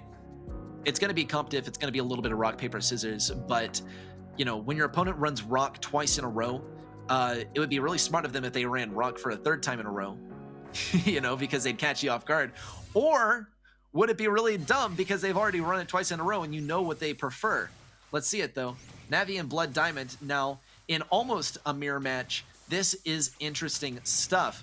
Rosa and Bull from both teams. The main difference maker is going to be the Ems versus the Colette. Let's see how it turns out. Javi will be taken down, and Jason will be able to connect with the safe. Cubic's also going for a connection. LSSJ really wants to do something, but he got booped by Cubic before he could get that super off.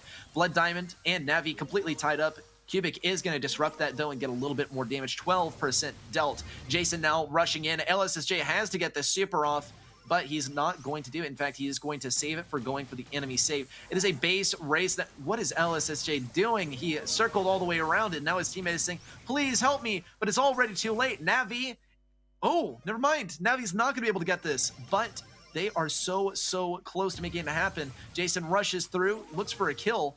Cubic will be taking down Rafa, and it's looking pretty grim. Just one tap from Bull is all it's gonna take, and there it is. Jason claims the last laugh, and Blood Diamond will be taken down. That is going to be Navi headed into set number 4 with 2 set wins under their belt. Blood Diamond could take us into set number 5 if they get a couple of wins here in set number 4, but it is going to be a challenging accomplishment.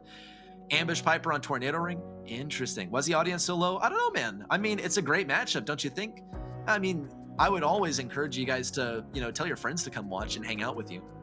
Wasn't Tornado Ring the map OJ cheesed? OJ is known for cheese. I think OJ has cheesed a lot of stuff, don't you think? Yeah. How did he cheese it, though? I mean, a lot of maps are cheesable. Regardless, we got some highlights of this last set because, man, this one was a doozy. Let's get a Cubic starting off here with the M's, showing us how it's done on Hot Potato. Once and twice and thrice and time again. Getting loads of damage on that safe and eventually getting that last laugh. But Blood Diamond really replied with fire in game number 2, especially Javi. there, getting those crucial power-ups onto his teammates. LSSJ did have quite a struggle there, but in the end, Rafa, I think, was a difference maker for this team composition, especially getting that last bit of damage. This was a great team wipe by Blood Diamond to finish things off, and then the defense by Rafa at the end. But come game number 3, this is when we got to see more of a mirror match and more of a, you know, we got to see the two controls going head to head. It was the Bull and the Rosa, right? The only difference was Ems versus Colette, and it did appear that Ems was the one who reigned supreme, especially when it's facing two tanks like that. You have much larger area that you're able to deny with Ems than with Colette. Let's see though, stat comparison. Blood Diamond did get a lot more kills, but Navi played the objective better, and that is honestly kind of shocking. Navi usually gets more kills, but they also usually play the objective better. And sometimes kills are the ticket to the objective, but that was not the case here. It was all about Ems making way for everyone and going on from there. Blood Diamond, they went for a Colette, which is way better at getting individual kills on enemy brawlers. Not as much for dealing that to a bunch of brawlers and the safe at the same time, like Ems is capable of. Set number 4, we're going to be moving into Pinball Dreams. It's going to be a great map to see these two go head to head, especially because we can see some tank play, but we can also see some very complicated matchups on the side lanes. Of course, I am talking about the Barley, and Barley is going to be shutting down Rafa here for as long as he can. As long as MMA is able to deny Rafa a super, then he will be safe. I think Rafa is going to be running breakthrough too. I don't see any speed zone anywhere. Yep, there's a breakthrough. MMA is able to defend with the help of Jason too, and is going to rely on that a whole lot. Cubic still also looking for that defense versus Javi. Javi's so quick in these bushes too. Let's see the slow though from Jason. There's the active noise cancellation. Great use of that by Javi to stay alive. MMA also pushing in with that super, keeping Rafa at bay for as long as he can, but Rafa is going to push forward at any chance he can possibly get, or at any chance he can force, which he just might. He has a super ready to go, and he does have breakthrough equipped as well. He has 2 left to go, so he has plenty to work with here. Let's see what LSSJ is able to do in terms of supers though. No one in that right side. MMA moves right back over though. Rafa still looking for something on the right side. On the left side though, Javi does get the stun. Rafa opens up the world at the goal, and MMA goes down. Great score there by LSSJ, and Blood Diamond is now up by 1 goal. Jason gets the first hit as well in the B matchup and doesn't manage to hit Javi, but almost gets Rafa. There we go. MMA and Jason working together to take down Rafa. Javi's also taking a beating over here. We need to see the pass from MMA into the goal. Will he be able to get past Rafa? It doesn't look too likely. There's the slow though, and some attacks in there from MMA. Great stuff from Navi. Now they've tied it up 1-1. They handled that so calmly and coolly at the goal. They are honestly a class act as to what you should do when you do have control outside of the goal and you're equipped with the proper brawlers. They played for control, and they pooled their health together to tank it into the goal. Let's see what LSSJ does though, as Rafa has won this matchup on the right side. He needs this ball. He would be able to get a goal, but his teammates can't get into position. Cubic and Jason are doing a great job of establishing pressure on the left side. Now here comes MMA, but it's wide open. LSSJ looks for a viable target for an attack, but he's gonna have to back up from MMA's super. Does look for an attack. Great pinpoint accuracy. Jason's gonna get tapped too. LSSJ is not missing any shots. Let's see if Cubic gets shot. Nope, Cubic responds actually with the big cactus. I think LSSJ did kind of fake him out there and use the super rather than a normal attack. No, and Navi is able to get that super in the goal. Unfortunate. Great timing and great positioning from Cubic, and that is going to bring Navi to the match point. That is tragic for Blood Diamond, considering how hard they fought to get to that point, to get to overtime. They got that first goal, and then 1 goal, well played by Navi, but then the last one, just tragic. The super from downtown, from midfield, that's all it took to get that win and send Navi to a match point. It was looking very promising for Blood Diamond to start things off too, and I think really it is still promising. They've taken an entire set off of Navi, and they very well could bring it to set number 5, but at this point they got to win 2 games in a row, and while they did muster that in set number 1, it's going to be a challenge to do that now later down the line when they're also competing on Pinball Dreams, and this map can be pretty spawn camp oriented, but also the lane matchups can be quite frustrating as well. We saw MMA running that Barley the entire last game, and he was at any possible chance trying to slow down Stu on his lane. And as long as you're able to as long as you're able to deny Stu the super, Stu cannot do anything, and you can very much win that matchup. Consider also that MMA doesn't need line of sight with Stu to get any damage, but Stu needs the line of sight in order to get breakthrough, right? It was a very good nerf to the gadget. That was a very good nerf to breakthrough to make it so that it didn't give you your super for free. I think that was kind of ridiculous. And now without that, right, Stu has a very tough time attacking if he's not able to get that first super. So with that said, we are just waiting on our players to get ready for what could be the final game of this match. It is a match point for Navi, and they've brought out consistently good team compositions. So has Blood Diamond, admittedly, but Navi has been right on the money with the execution. I'm especially talking about their first goal of the game. Yes, they conceded a goal to Blood Diamond. It was a very good job by Blood Diamond to get the team wipe that led up to it, but Navi established the pressure just how they need to. This is something new. Cubic is going to be running the Sandy. He is going to have line of sight with Rafa, so it's a pretty even matchup. He also has longer range after that last set of balance changes gave some extra range to Sandy. ALSSJ, though, is not really sure whether he wants to try and go for Cubic or Jason, which is going to be a little bit confusing for him. Does decide to go for MMA just a little bit. MMA is going to have that speed to go for Javi. There's the attempt at a stun. MMA responds with a stun of his own. There's the net active noise cancellation from both. MMA will survive. Jason keeps on healing him up. He is slowed down, but MMA is not phased at all. There's a kill onto LSSJ as well, and MMA has the super. There's the active noise cancellation once again and the stun. Javi's not slowed down though, and he's not stunned either, and the first super from Cubic. He looks for the next super as well, just a little bit of charge up, and MMA will be walking this one in. There was a little bit of a thought process as to whether they should wait out a little bit and let Cubic get his next super up, but it wasn't going to happen. Cubic is very, very close to his next super, and it's a game-changing one at that. Any pro will tell you the Sandstorm is so frustrating to deal with.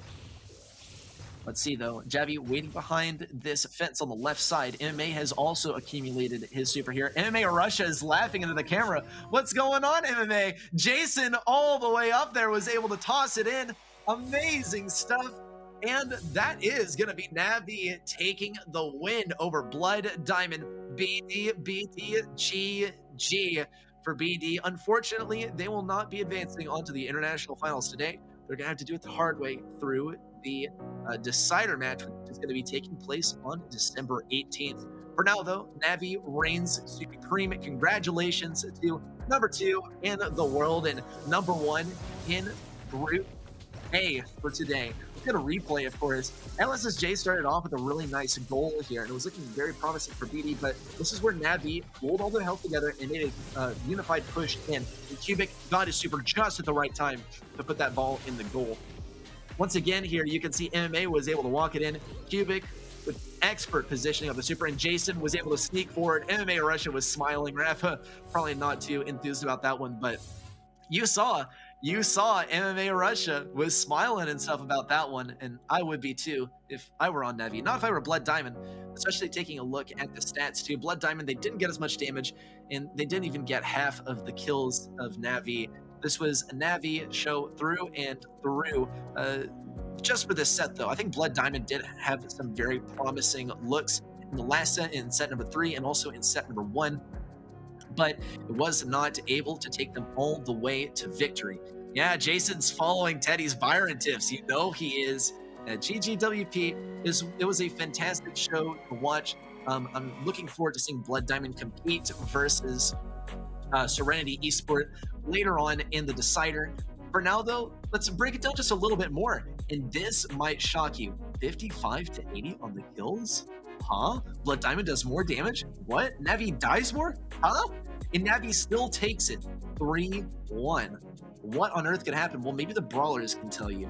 Navi, they love their Bee. They love their Rosa and their Bull. They like their tanks. Blood Diamond, they play a little bit more control-based, but they're not averse to the whole tank play, right? They play the counter tank with Rico, and they also go for the Colonel Ruffs to get some power-ups onto their long-range lanes, and especially Rico, and get a little bit of wall break to deal with the tanks. But Navi, they're just so good at playing tanks and playing the tank counter in the exact same comp, right? They'll play Bull and B and Rosa all in the same team composition, and they just do it so well. I think a lot of other teams could take note. Let's hope Blood Diamond learns something, because now they're going to have to go through Serenity Esports to head on to the international finals.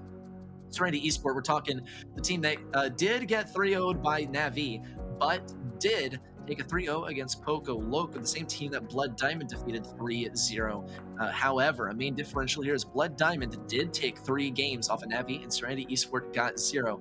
Fortunately, Serenity Esports has some time to prepare for what is kind of an uneven matchup here. I do think Blood Diamond is the more favored team in this matchup, and I'm hopeful for both teams, but in the end, it is going to be the most mechanically skilled and the most synergizing players that head on to the international finals. With that, though, we are finished with GameStars for the day. This is GameStars Season 2, group number, group letter B, I suppose, coming to a close, at least for now. Those decider matches, guys, are going to be taking place on the 18th.